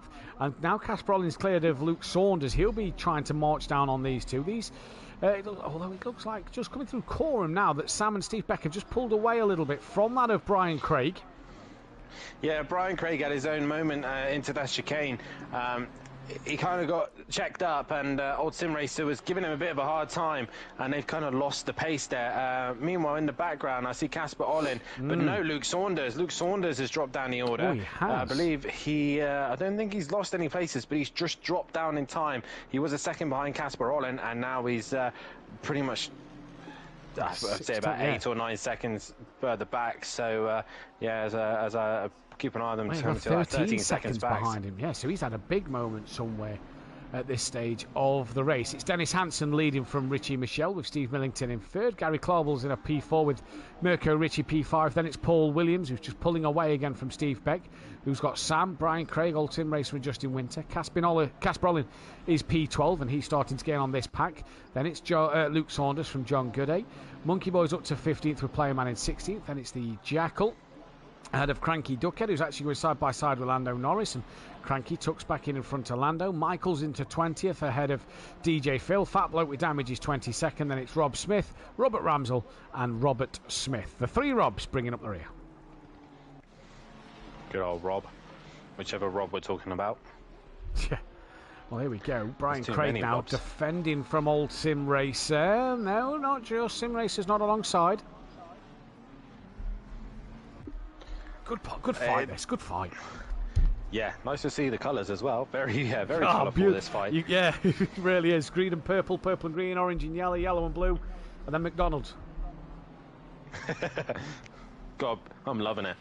But don't know about Steve you, but Beck, the delivery time on this burger it's took 6 weeks so far.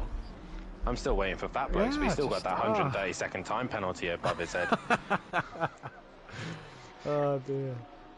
I mean, I know muck deliveries tend to be, you know, when the burger gets here cold. I mean, I don't want it to be like the Ice Age cold. Frozen, yeah. Yeah. You'll need to defrost it. I might have to give a 1-star review on Uber Eats. What you ordered? Beef burger? No, I've gone for chicken nuggets. Oh, well, the chicken will be clucking by the time it gets to you. Yeah, definitely. So, Casper in the back. Oh, 999. That is the Jackal who's had a moment, I believe, at Murray's. Yeah, he's had an off somewhere. So again, and just a tricky part of the corner. Dan, being a 9-time champ, just talk us through this section of the circuit. You're turning right through Corham to break and go left at Murray's. How difficult is that on the car? How strenuous on the car is that? Well, to put it into perspective, you're taking a car, if you drive a normal road car, obviously when you drive the road car, you tend to brake in a straight line and turn, and what we have normally in a car is ABS, which is stopping the car from locking up. Obviously these cars, oh, Justin Winter! I think he's had a big spin. Oh, no, he's just hanging in there. Going. Jesus. Casper Olin coming to hunt him down. So it's natural for... He's very slow, meanwhile, because Casper Olin's just going to out-drag him coming down to the left-hander, and he does stay in front. But yeah, most of your braking gets done before as Steve Beck now goes off. I'm trying to explain this corner, guys. Can you just stop racing? So they've been in a straight line for lap after lap after lap. The minute I ask you a question, it's just all chaos. Yeah, pretty much, as Steve Beck is now dropped behind both Ferraris, the McLaren and the Ferrari of Old Sim Racer, and now Sam leads this group ahead of Brian Craig, ahead of Old Sim Racer, ahead of Steve Beck, yeah. Justin Winter, and then Casper Olin, which is going to turn into a 6-way fight in a minute if Sam can't pull away. But yeah, you go into the final, a couple corners, in the penultimate corner, you naturally want to brake in a straight line, and you then want to come off the brake and then start to turn. In this sequence of corners, you are constantly turning right and then instantly hit with a left-hand turn. So you have to learn to do what's called trail braking, which is braking gently and then start to release the brake and turn. If you brake too hard or too soon or turn in too soon, you then start to lock up. And it's a very tricky corner to get right. If you then put your brake bias too far forward, you're going to understeer and go off. If you put your brake bias too far back, you're going to lose the rear before you even get to the corner. So it's a very tricky corner to balance that out. But some cars are able to work it better than others. Mid-engine cars seem to prefer to be oversteery coming into the corner, while front-engine cars tend to understeer and go off. In my case, in the Lexus at the minute, I'm finding that I have to drop down gears slowly before I even touch the brake to then get it to turn in where I want it to. Now, Lamborghini, on the other hand, I set the brake bias to the rear and had to be cautious on the brakes to get it to pivot round. But it's different for all drivers and different for everyone's driving style as well. Now, Steve Beck there, just before this sector time, was behind Casper Olin. He's now got back in front of him, so Justin Winter's got ahead of Steve Beck and Casper Olin. John Gooday got past Luke Saunders. We saw that one. Fat Bloke and Rob Smith into the pits as the pit window opens. Everybody else continuing on their way. Paul Williams comes in. Sam's also going to come in. Brian Craig's going to come in. Not only are they together on track, they're all going to pit together, as is Justin Winter. Beck's been off again at the final corner. He had a slight tap from Casper Olin, who's just... He's just being a bit desperate here, Casper Olin. I think he's obviously had his moment, but now he's just trying too hard to clear the pack as Sam has gone green. And it's going to be close to Paul Williams. Paul Williams is going to lose out here to Sam, and Sam gains a position from it. So Paul Williams' long stop for him has cost him in this race at the moment as we tumble back down the order to that of Cranky Duckhead. Robert Smith obviously there. Will he get his pit stop out the way nice and early? Cranky Duckhead's coming straight in. Lando Norris carries on. Michael carries on. The Jackal. Going to be interesting to see what he can do. Obviously, the Jackal can only do race two, so it's a shame we don't get to see him for a full race, because I think that he's just lacking a bit in that Porsche just because of the fact... Oh, that's Robert Ramsell who's had a moment out the final corner. And DJ Phil now comes through, carries on his way. Will Robert Ramsell come in and get his stop done? Yes, he will. And obviously Rob Smith then still out on the track.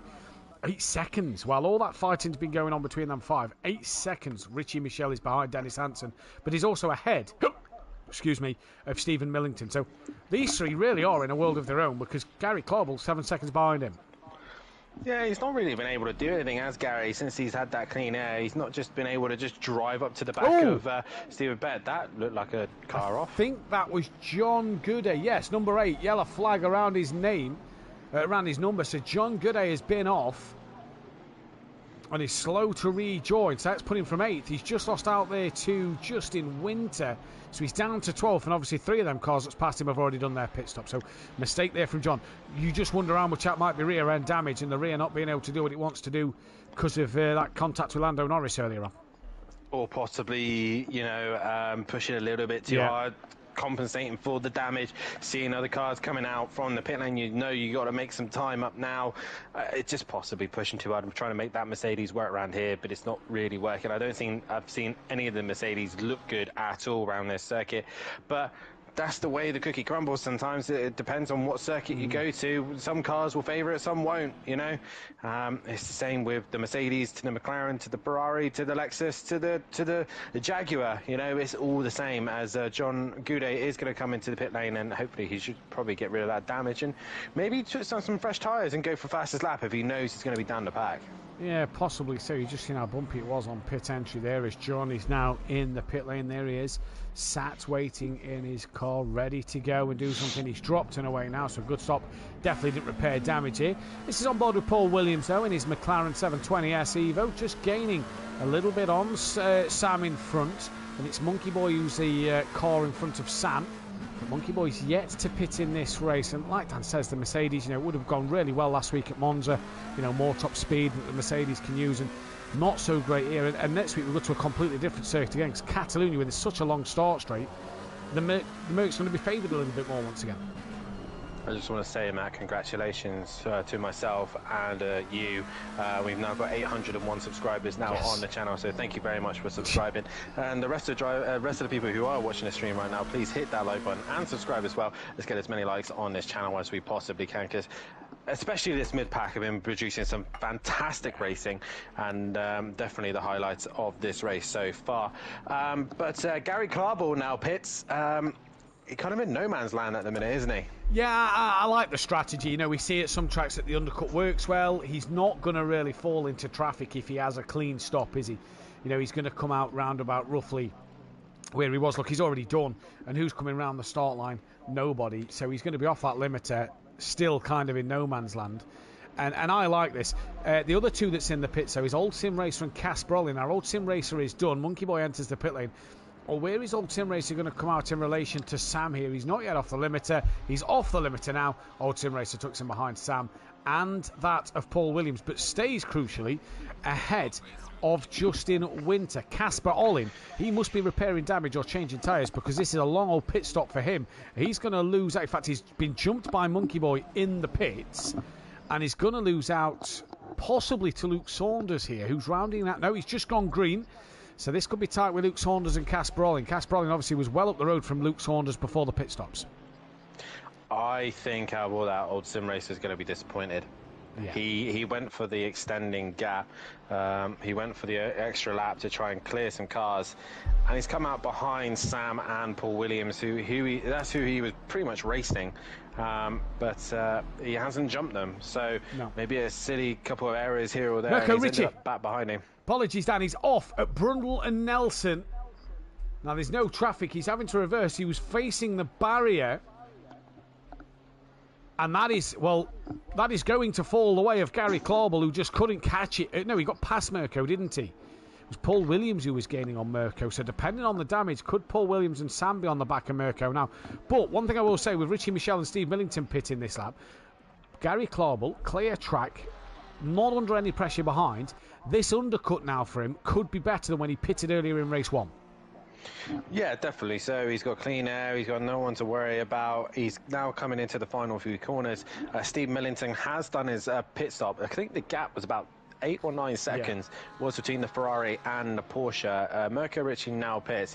The Porsche now comes up the hill, Steve Millington off the limiter.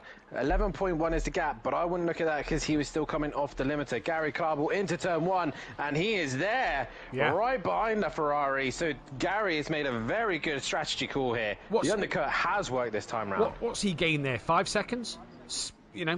6, I would say. Yeah, easy. I would say 6. Comfortably. Yeah, the gap was about 8 or 9 seconds. And to be honest, Sam and Paul Williams, we got to say, their stop was very good because they're not a million miles behind Gary or Steve Millington. So it's just that I'm guessing that the undercut is a lot stronger than we think it is. And just clean air. It's track position, if anything. Yeah. Mirko Ritchie's come out just in front of Steve Beck. Playerman has got back in front of him. So Mirko Ritchie's probably having a torrid end to this race at the minute. Does seem to be. Dennis Hansen now into the pits. DJ Phil's done his stop. Playerman's got his stop to go. But Mirko Ritchie at the moment then is, not what he would have wanted. Not sure what happened to him. He was on his own as well. So it's going to be interesting to see that. But Richie Michel comes through Nelson now as Dennis Hansen's in the pits. Millington's down the straight. What's the gap? 1.2 seconds. Yeah, maybe even 7 seconds that Gary Clarble gained. Great pit stop from Gary Clarble. You just see them coming through now into that Brundle and Nelson section of the circuit. From Sam, Paul Williams, old sim racer, Justin Winter, Playerman, but he's obviously net P9 at the moment. He's not going to be staying there for much longer. And now look, Mirko Ritchie, I thought was coming under pressure from Steve Beck there, but Steve Beck not as close as we thought. So they're 10th, 11th from Brian Craig 12th, Monkey Boys 13th with Luke Saunders 14th. John Gooday down in 15th place. He's got Casper Olin for company now through Williams. There you go. Casper Olin, really poor pit stop from Casper Olin, so you can only assume maybe repaired some damage or changed some tyres, but he's got work to do again. Possibly change the tyres to try and gain himself a little bit of a more grip. He obviously was struggling. Maybe thought, oh, I got damage, might as well change the tyres, might as well just have some fresh boots on. I don't think he has repaired damage because otherwise the car would be completely clean, but it's filthy dirty at the minute as Playerman is the last to do his stop and he is in. But now Steve Millington, after pretty much a nice comfortable gap between him and Gary Clarble, what has Gary got in the bag now as Sam and Paul Williams still having their fight? Old Sim Racer's not been able to catch him. Justin Winters there or thereabouts. As Steve Beck is trying to get onto the back of Mirko Ritchie. But since the pit stops, that lovely little 6-way fight or 5-way fight we had, they've all split up now, which is a shame. And that shows the difference in strategies. You don't know who's done what. They've pitted on different laps. You don't know what fuel they've added to the car and what strategy they've gone for. But yes, Gary Clarble now within that cushion of Sam's at a moment, and that's given Paul Williams a great run through. Williams, he's on the back of Sam. He's getting a little bit of a slipstream, but I don't think that McLaren has got enough in a straight line to get through the Porsche, BMW. Yeah, speaking of the Porsche, Gary Clarble losing time to Steve Millington at the minute. He has just noticed as well that Richie... Go on. Stephen Millington had a big slide through the bomb hole and manages to get away with it. So he's managed to say Richie Michel as well, Dan, gained about 3 seconds. He's lost time since Dennis Hansen's been out the pits, but he gained about 3.5 seconds over Dennis Hansen during for the undercut. So the undercut in clear air works. It's like you say, it's track position around this tight, narrow circuit. In race one, you know, Gary Clarble pitted and came out really in the traffic because of how spread out the pack was. Race 2, with that pit window being a little further away in that second race, gives you that bit more of a chance to build a gap to the cars around you and that you can then pick more comfortably. Yeah, definitely so. Paul Williams looked like he had a great run through the final corner and is now all over the back of Sam once again. Yeah, it's just, I think as well, Dennis Hansen just being a bit cautious in pit lane, doesn't want to get a drive through, doesn't want to get a stop and go. He had the gap, lose a couple of seconds here or there, or sacrifice those couple of seconds just to make sure you get the stop bang on. Don't be a tool like me and get it wrong. But Casper Olin has now worked his way through John Gooday, but John Gooday's flashed a light, so obviously he's not particularly happy about something, and they've got Lando Norris right behind them. They have indeed, and it's not the bum hole, it's the bomb hole. Bomb, B-O-M-B. That's what I'm saying.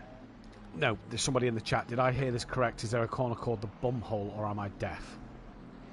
Bomb hole. Bomb hole. As Lando Norris is right on the back now of John Gooday. Casper Olin has got past him. Playerman is close to his teammate from last season, DJ Phil, and obviously DJ Phil lost Shane through the season this year, so probably wishing he'd have stayed with Playerman. Robert Rams was with them, obviously not really in this race, down in 24th place after a few incidents earlier on, but Paul's still with Sam. And Gary's just lost a bit now to Steve Millington, so it looks like Stephen Millington, since his pit stop's just got his tyres maybe up to pressure, just started to get back into that rhythm once again. I tell you what, though, it's between these two for me for driver of the day, because what a day they've both had. They have indeed been brilliant, these two. But you got to also say Paul Williams as well. He's had a very strong drive in that McLaren. Yeah, I think another one that comes to mind for me as well is Luke Saunders has had a pretty decent night's worth of racing as well. But it's definitely those guys that we're currently looking at. As Casper Ollins dropped it again in the same corner, and he's going to be dropping down the order even more. Yeah, he's got a bit of front-end damage on that car. Gooday and Lando Norris is through. The Jackals a bit further back. Gooday and Lando Norris with each other once again coming into Coram. We saw what happened here a few moments ago. And you've just seen the difference in speed. Look, Lando Norris really catches John Gooday through there, but this time just a little bit more aware as Lando Norris bounces off the sausage curb, but Morris has a wiggle and nearly ended up in the back of John Gooday there. So they all get through nice and easy. Playerman now on the back of DJ Phil as they come through Nelson once again themselves, and they're going to be coming through the bomb hole now. Bomb hole. What a stupid name for a corner. Yeah. It's not as good as Knickerbrook.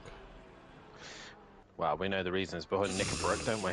I didn't believe your dad when he first told me that. I had to Google it.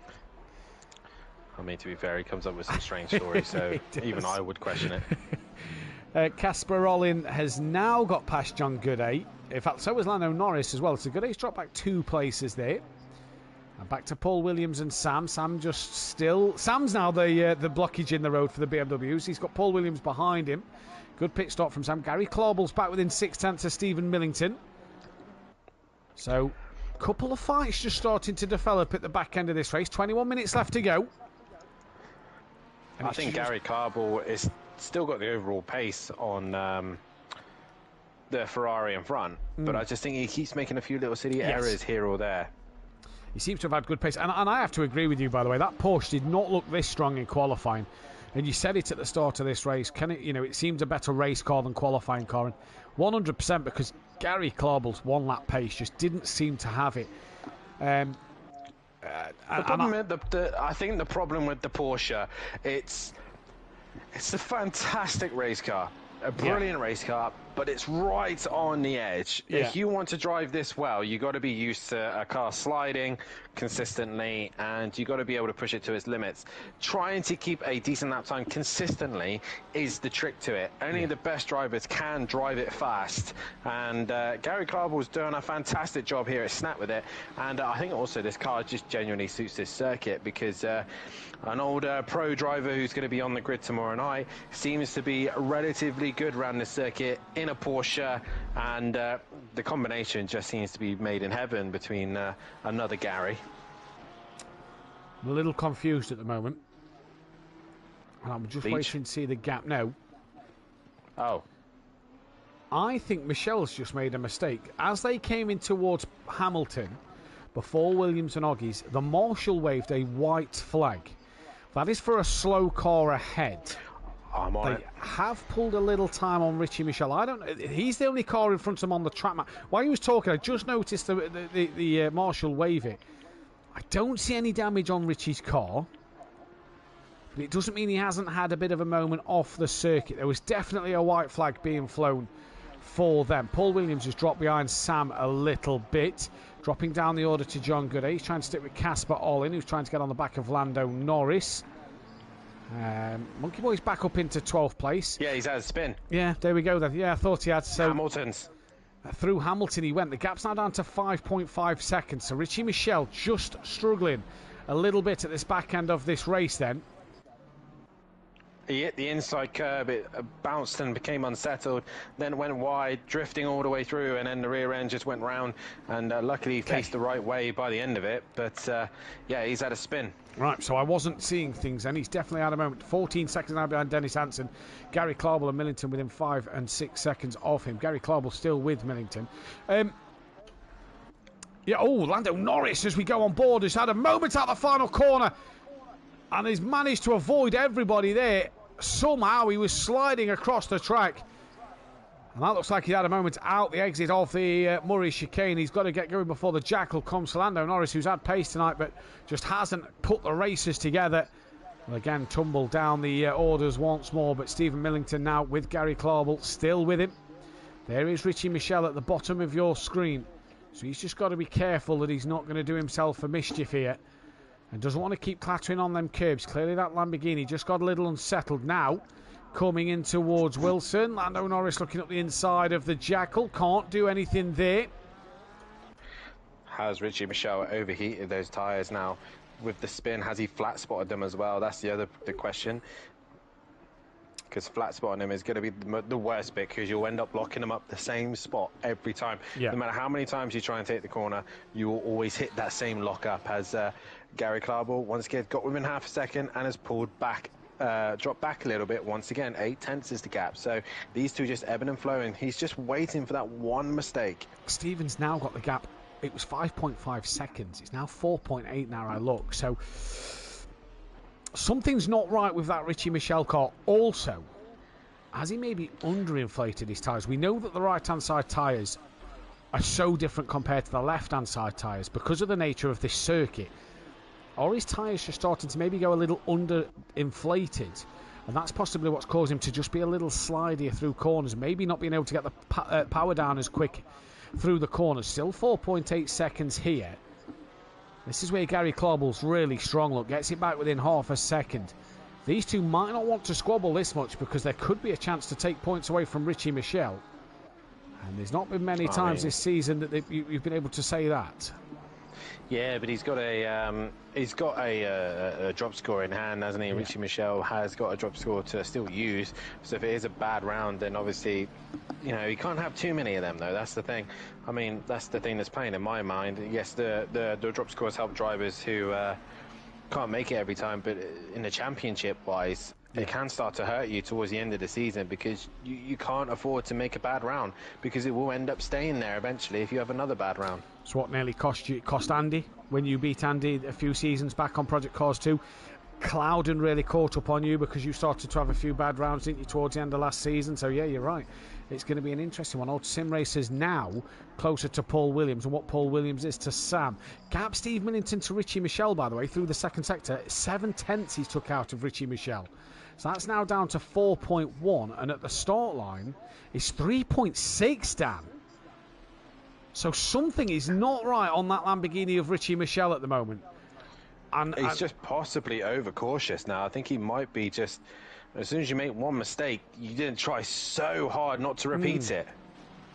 Do we think, though, there is possibly, you've obviously said about the flat spot, I've said about the tyres being underinflated. Is one tyre possibly losing pressure? You run a lot of curbs on the outside and things through this circuit. Has he just maybe got a bit of a puncher coming on that tyre? He's got maybe a slow puncher appearing with a bit of a loss of pressure, maybe just playing on his mind. Possibly so. I mean, from what I figured out, from what I can figure out, a lot of the time the Michelle brothers tend to run their pressures very, very low. Too low at times, and they do offer themselves an opportunity for a puncher. There you go, 3.2 is now the gap to Stephen. So he's found 4/10 just in Sector 1. He's now coming to the end of Sector 2. Richie Michelle, is he also fuel saving? Has he underfueled? Oh, yes, good shout. Good shout. If he has, that's very early to start fuel saving. You know, 5 minutes. Maybe he's done the maths. Maybe he's already figured out. If you can figure out soon enough, you can then do something about it sooner and be able to save. He's very tentative through the bomb hole. Let's just go on board with him here. Let's listen to that throttle input. Obviously, through the penultimate corner, he's going to be a bit off the throttle anyway, but it's listening out for the short shifts. I think he's short shifting. He might be fuel saving. That car is not bouncing off the limiter. 3.1, he matches So he's gained a 10th in the final sector. Again, just frustrating. I can't see fuel. I mean, Project Cars is brilliant for this. Yeah, it was. Just listening out for anything There are a few short shift on that car, that is 100%. But I'm just listening to his throttle input through corners. Seems pretty normal. Not a lot of sliding going around in the cockpit. Watching his steering input as well, you can't see much about it. I think you've hit the nail on the head. He's revving to the normal Lamborghini position. I mean, I'm looking at his HUD, and he's revving up to the Lamborghini revs. Okay. That sounded a little early for me, but obviously you've driven the car, so I'll take your word for it. But yes, so 3.5 now. He's gone wide. It was 3.5. He gained 0.3 this lap. So if he was fuel saving, maybe he's not now, but he's just dropped a little wide at Oggets. So is this a tyre thing then, Dan? It possibly is, as Gary Carball's looking more and more excited. Now we can see the second place position. Gary Carball's thinking, I can have second here. I think that Gary Clarball's possibly at the moment better off staying in P4 and letting Millington pull him along that fight of Richie Michelle, because then he's going to be in for even bigger points at the moment. Don't have a fight with Millington and let Michelle get away. This could be a big chance of points for both Millington, who could, at the end of tonight, come away with 2 second places. What a night it'd be for him. Just going to drop back down to Sam. He's got Paul Williams within a second, an old sim racer within 6/10. So these three coming back together. Steve Beck is going up the inside in towards Brundle on that of Mirko Ricci. No, he's not. There's a spinner at Nelson. That is Rob Smith, who's managed to get off the circuit before these two come through the corner. Lando Norris is still on the back of the Jackal. Plowman is still staring at the back of DJ Phil. But the gap down to 3.4 to Richie Michelle over the start line. So whatever Richie Michelle's problems are, if he's fuel saving, he's clearly now thinking, I need to get my foot down a bit because they're catching me quickly. I really don't know. Maybe it's just the confidence. Maybe he's just pushing. He's just grabbed a lot of dirt and gravel, and the Lambo doesn't really like bumps too much. I think Richie Michelle is in more trouble than he think he is. He's gained 0.3 just in that first sector, but it just takes him to make one little mistake, and he's back with these two once again. The bonus for him at the moment is Gary Clarball is in a nuisance kind of a position, isn't he, where Millington may think that, oh, Gary's going to possibly attack, I might need to start defending, where Gary might not even be doing anything. He might just be sat there following Millington through. So if Millington's just starting to worry about his mirrors more than Michelle in front, that's possibly going to save Richie Michelle in this race at the moment. Just dropping back to Paul Williams, who is right up the rear, coming through Williams and of Sam as they come down the Bentley straight once more. Old sim racers with them. One goes one way, the other goes the other, and now the old sim racer will choose which one he wants to get in the slipstream of. Kind of getting a bit of slipstream from both. Samples back in front of Paul Williams, and through into Brundle and Nelson they come once more. Through they go, all nice and cleanly. This is great racing between all three of them. Steve Beck has dropped off the back of Mirko Ricci a little bit, so was mounting an attack a lap ago. Luke Saunders is trying to get onto the back of Monkey Boy, and Lando Norris still staring at the back of that Porsche. But Millington through sector 2 gained another 0.2 over Richie Michelle as Michael now moves out the way for the blue flags, and again gains another 0.3 at the start line. Yeah, I think possibly a tyre issue was what was happening for Richie Michelle. I think he's got the pace back up again, but it's this ebbing and flowing to a decent pace, but nothing exciting. You know, Dennis Hansen has pretty much got this race in the bag, unless he does something really stupid, like runs out of fuel or just makes a silly error. But it's really now who's going to finish on the podium. It's closer between Richie Michelle, Stephen Millington, and Gary Clarball. And again, Stephen matching Richie Michelle in the first sector. And it's this turn left-hander of Hamilton where he's just a little bit more tentative, a little bit more cautious. And that's where he had the spin early doors. Lando Norris is off the circuit at the top of the track. He rejoins now. Go on, Dan. Richie had a slight moment. That car is not happy. Let's just put it that way. Yeah, interesting to see what the problem is. Obviously, we can't see at this moment in time. They've got the back marker of Michael in between them, but Stephen Millington isn't close enough at the moment to put the lap on him. We're not seeing the blue flags being waved by the stewards, and the gap's still 3.4. So again, they match each other coming through. Oh, Millington's off! He's made his own mistake at Brundle. Gary Clarball's going to capitalise, but Stephen Millington, who was under control for a P3, has gone off at Brundle, and that puts that to bed. What a shame. It is a shame, but he has managed to stay ahead of Sam, so he can hold in there just in case something happens to Richie Michelle. If he is fuel saving, then we could see something still happen, yeah, but we will see what he can do. But at the minute, if anything, he's gained time now on Dennis Hansen. So Richie Michelle has suddenly woken up. It was 15 seconds. He's now pulled a second or two on Dennis Hansen here. So, no, he's pulled a second, but has he suddenly just woken up? Well, has he suddenly just woken up? Did Dennis Hansen make a mistake? Unsure at the moment. We're watching Old Sim Racer having a look at Paul Williams in towards Wilson, but nothing to be done there. He broke way too hard and lost the rear in the chat. So, yeah, it's a shame for him there because he was going really, really well in this race. But that's promoted Gary Clauble now up onto the podium. And he's in for yet another podium tonight. 2 P3s at the moment. Yeah, 2 P3s at the minute, looking good. But I am going to have to disappear momentarily or else I'm going to wet myself. The excitement is so good, I'm going to pee myself. That's absolutely fine. It's a Gary Clauble now, 5.3 behind that of Richie Michelle. The running order is Dennis Hansen from Richie Michelle, from Gary Clauble now in P3. Stephen Millington is in 4th with Sam 5th. Paul Williams from Old Sim Racer 7th. Justin Winter is 8th with Mirko Ritchie 9th. Steve Beck is 10th with Brian Craig in 11th. Monkey Boy is 12th. Luke Saunders gaining on him in 13th place. Then it's Casper Olin, who's had an up and down second race, has to be said. John Gooday P15, been in the wars this second one. From the Jackal, Lando Norris, DJ Phil Green. From Playerman, Cranky Duckhead, Michael, Fat Bloke, Rob Smith, Robert Ramsell and Robert Smith. So the 3 Robs not had a very good night at all. And we're watching this fight between Paul Williams and the Old Sim Racer here, who's been having a bit of a scrap, but they're just kind of following each other and nothing really happening between the 3 of them again.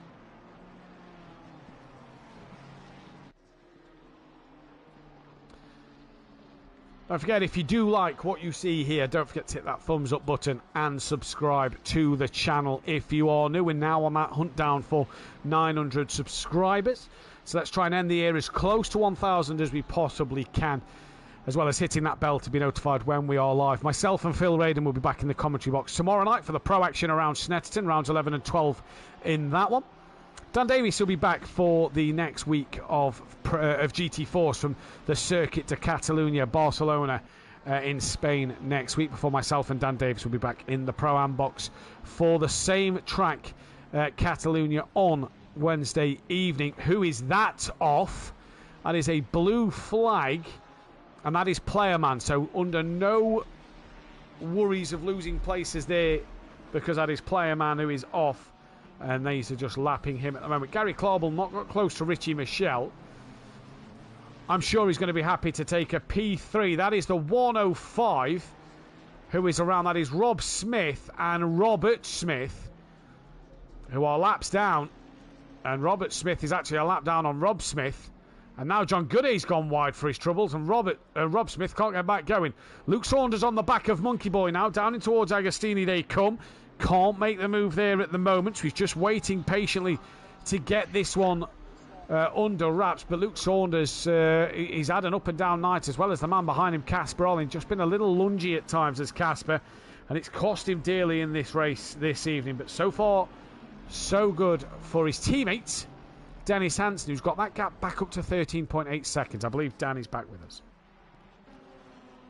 He probably... No, he's more than likely not. So this is now the state of play. Paul Williams and Old Sim Racer really close to each other. This is down in towards Richie's as they head towards Wilson now. Old Sim Racer getting a little bit closer, just bit by bit, starting to creep onto the back then of that of Paul Williams once again.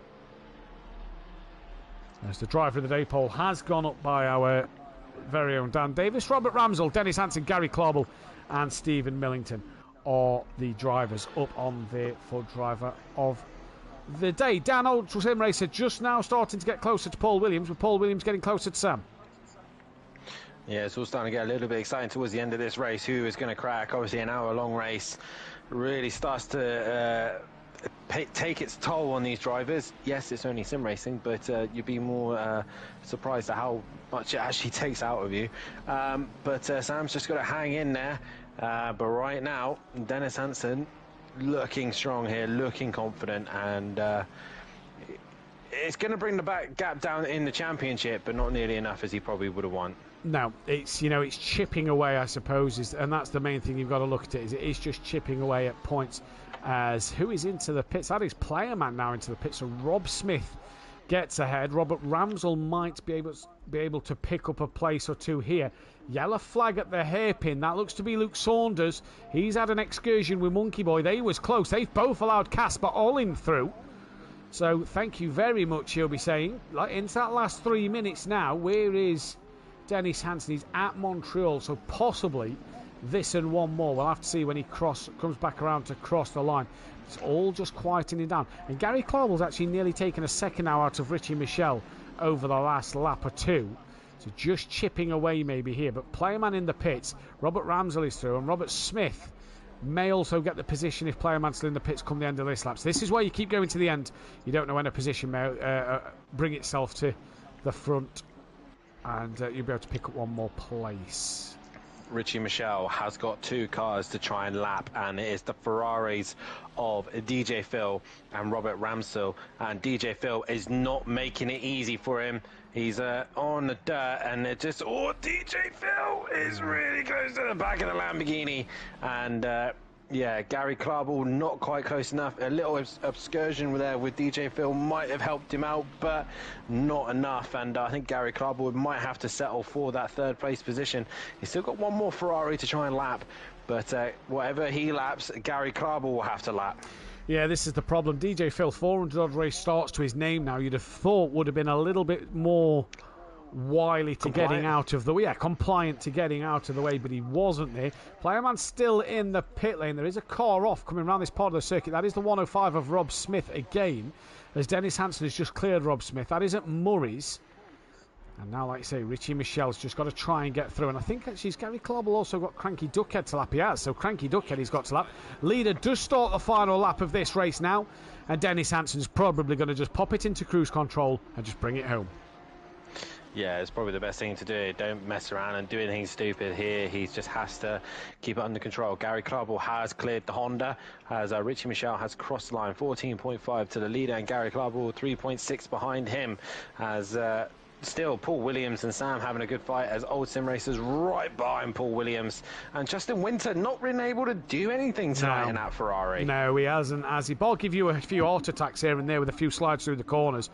He just hasn't been able to keep anything with it and do anything with it, which has been a shame for him. Just looking in the chat here, that L7, he can remember when he did his first 90-minute race. He's got a better race condition now and tips. I'm done by race 3 on Tuesdays. Well, if you feel like a good long stint, there is a 4-hour race at Bathurst coming up a week on Saturday. If you'd like to register, just DM me and I can sort out the information for that one. 4 Saturdays finale of the Endurance Series, which is good news because it means there will be another calendar release for the Endurance Series right around the corner. There will be a live stream coming with the Wheel of Names. That's going to be the bonus about this, because we do enjoy a good Wheel of Names. And there will be a stream of the Wheel of Names, so you can see the endurance calendar and what hours the races will be. Obviously, with discussions about a 24-hour and a 12-hour race. All things will be discussed and talked about and brought to you, though. But we're on that final lap of the race. Dennis Hansen is coming to Coram, and what a race it has been from this man. It has been lights to flag, not really any pressure at all. It's going to be his first race win of the season and another fastest lap. Dennis Hansen, take a bow, because that is a masterclass. Yeah, brilliantly done. Pole position, fastest lap and race win. Richie Michel exiting the final corner. The Lamborghini just hanging in there in the end. He is going to finish second and doesn't do too much damage to his championship. He finishes in second place. Gary Clarwell in the end, just only 1.8. Stephen coming home for a P4. Sam ahead of Paul Williams, ahead of Old Sim Racer, just to the line, and Justin Winter in 8th. Not really a best night for him. Mirko Ritchie's going to hang in there for 9th, and 10th is Steve Beck. And he got close, but not quite close enough, did Gary Clarwell. Yeah, it didn't get close enough. Like I say, Mirko Ritchie rounding the final corner, now down towards the start line. and it was a 9th place for him. It does look like it's going to be 10th place for Steve Beck. Brian Craig looks like he's going to be pretty comfortable in 11th. He's got a bit closer to Steve Beck. Casper Olin, so up and down for Casper Olin tonight, but it is going to be P12 as he comes round the final couple of corners. Monkey Boy's got clear as Luke Saunders. Don't know where Luke Saunders has dropped off to, but he's 10 seconds behind, so that is going to be a P12 for Casper Olin, P13 for Monkey Boy. Luke Saunders, P14. Robert Smith, he's coming towards the line now. That is going to be down in 24th for himself. Luke Saunders, though, P14, out there on the road before John Gooday. Terrible night for John Gooday tonight. 15th place. It's going to be for him. I thought he was out of the fuel there at the very end. The Jackal is going to cross the line for P16. Lando Norris will also come across the line at the very end as well. Dan, what a night's worth of racing. We're just going to input the race results. DJ Phil was down in 18th place. Paul Williams crossed the line, P6. Fat Bloke crossed the line down the order. Not a great night for himself, 21st. Sam up in P5, great race. Rob Smith was 22nd. Old Sim Racer was then up in 7th. Good night for him. In that one, Cranky Duckhead down in 20th. Not as good a second race as the first one. Lando Norris, P17 at the end. Michael come across for 19th. Not bad, but great to see the Nissan back out there. Playerman down in 25th at the end. And Robert Ramsell, 23rd. What we will do is head over now to the Discord call, where we'll be able to possibly speak with a few of the drivers waiting for an interview.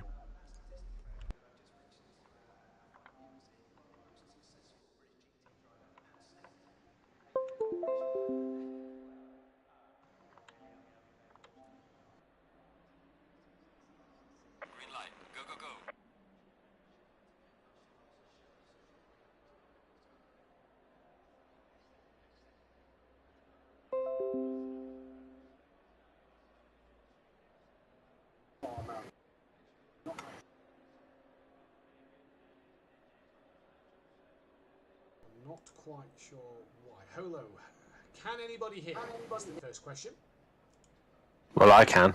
Okay, right. So that is nice and what we want to do. So at the minute, then, that is your order and race order. We'll see if anybody jumps in for an interview in just a few moments' time. We'll get these championship standings under wraps for you at the moment. But Richie Michel, well, he extends his championship lead today. It's 137 points. Sorry, that's to the old sim race, so we're just going to put these in order now to make sure everything is done. The Constructors' Championship, though, is the way of Team Richie Corsa. They lead by 125 points from the Team Daintree. Would have been able to just pull a few points back on the Richies tonight. Instead, Stage 2 Motorsport to a P3 with Greasy Bandits in P4. Team FBR are P5 with Forever Forward P6. Team Tom P7. Roadrunner Bandits P8. Cam Racing up to P9. Great night for the team. Team Merlo P10. McLaren Racing 11. Naval Racing Team in 12. Speedy Gonzalez 13. Greasy Bandits Jr. in 14th place. Drivers' Championship, and Richie Michel 129 points clear of Dennis Hanson with Old Sim Racer P3. Justin Winter is in 4th with Robert Smith at P5. He's only a point ahead of Sam, who's up to 6th. Stephen Beck, who's up to 7th with John Gooday in 8th. Casper Olin 9th, for Richie in P10. Paul Williams is 11th from Lando Norris. Gary Clarble up to 13th. What a night for him. Francisco up to 14th with Playerman 15th. Monkey Boy from Brian Craig. Fat Bloke, Luke Saunders, Kieran Argent. Robert Ramsell up into 21st. Cranky Duckhead, Stephen Millington, DJ Phil, Rob Smith, Darren Bell, The Jackal, Graham Kane, Dean Vigus, Michael Lucas, Rushton and Yoshi bring up the rear. What a night's worth of racing. That was just looking at the comments. What is your Discord for the tag for the Bathurst race? Mathew Duffin. So if you just tag Mathew Duffin, that'll be the one you need to speak with. Gary Clarble, man, that was hard work. GG all, great racing. Paul Williams, enjoyed that one, guys. I'm the same tips. I lose interest in race 3. And DJ Phil, Matt is not sound. He's turn up. So I'm not sure who can hear me, but it has just said that my microphone was unplugged and then plugged back in. So I'm just going to check my voice. Dan, just talk us through the end of the race from your perspective. Tonight's we're racing at Snet has been a one of a confusion for some, and others just pushing possibly a little bit too hard. But obviously, the way Snet works, it bites you. You can make a mistake. nonetheless, it's going to be a lot of hard work for the boys in the pro category tomorrow night.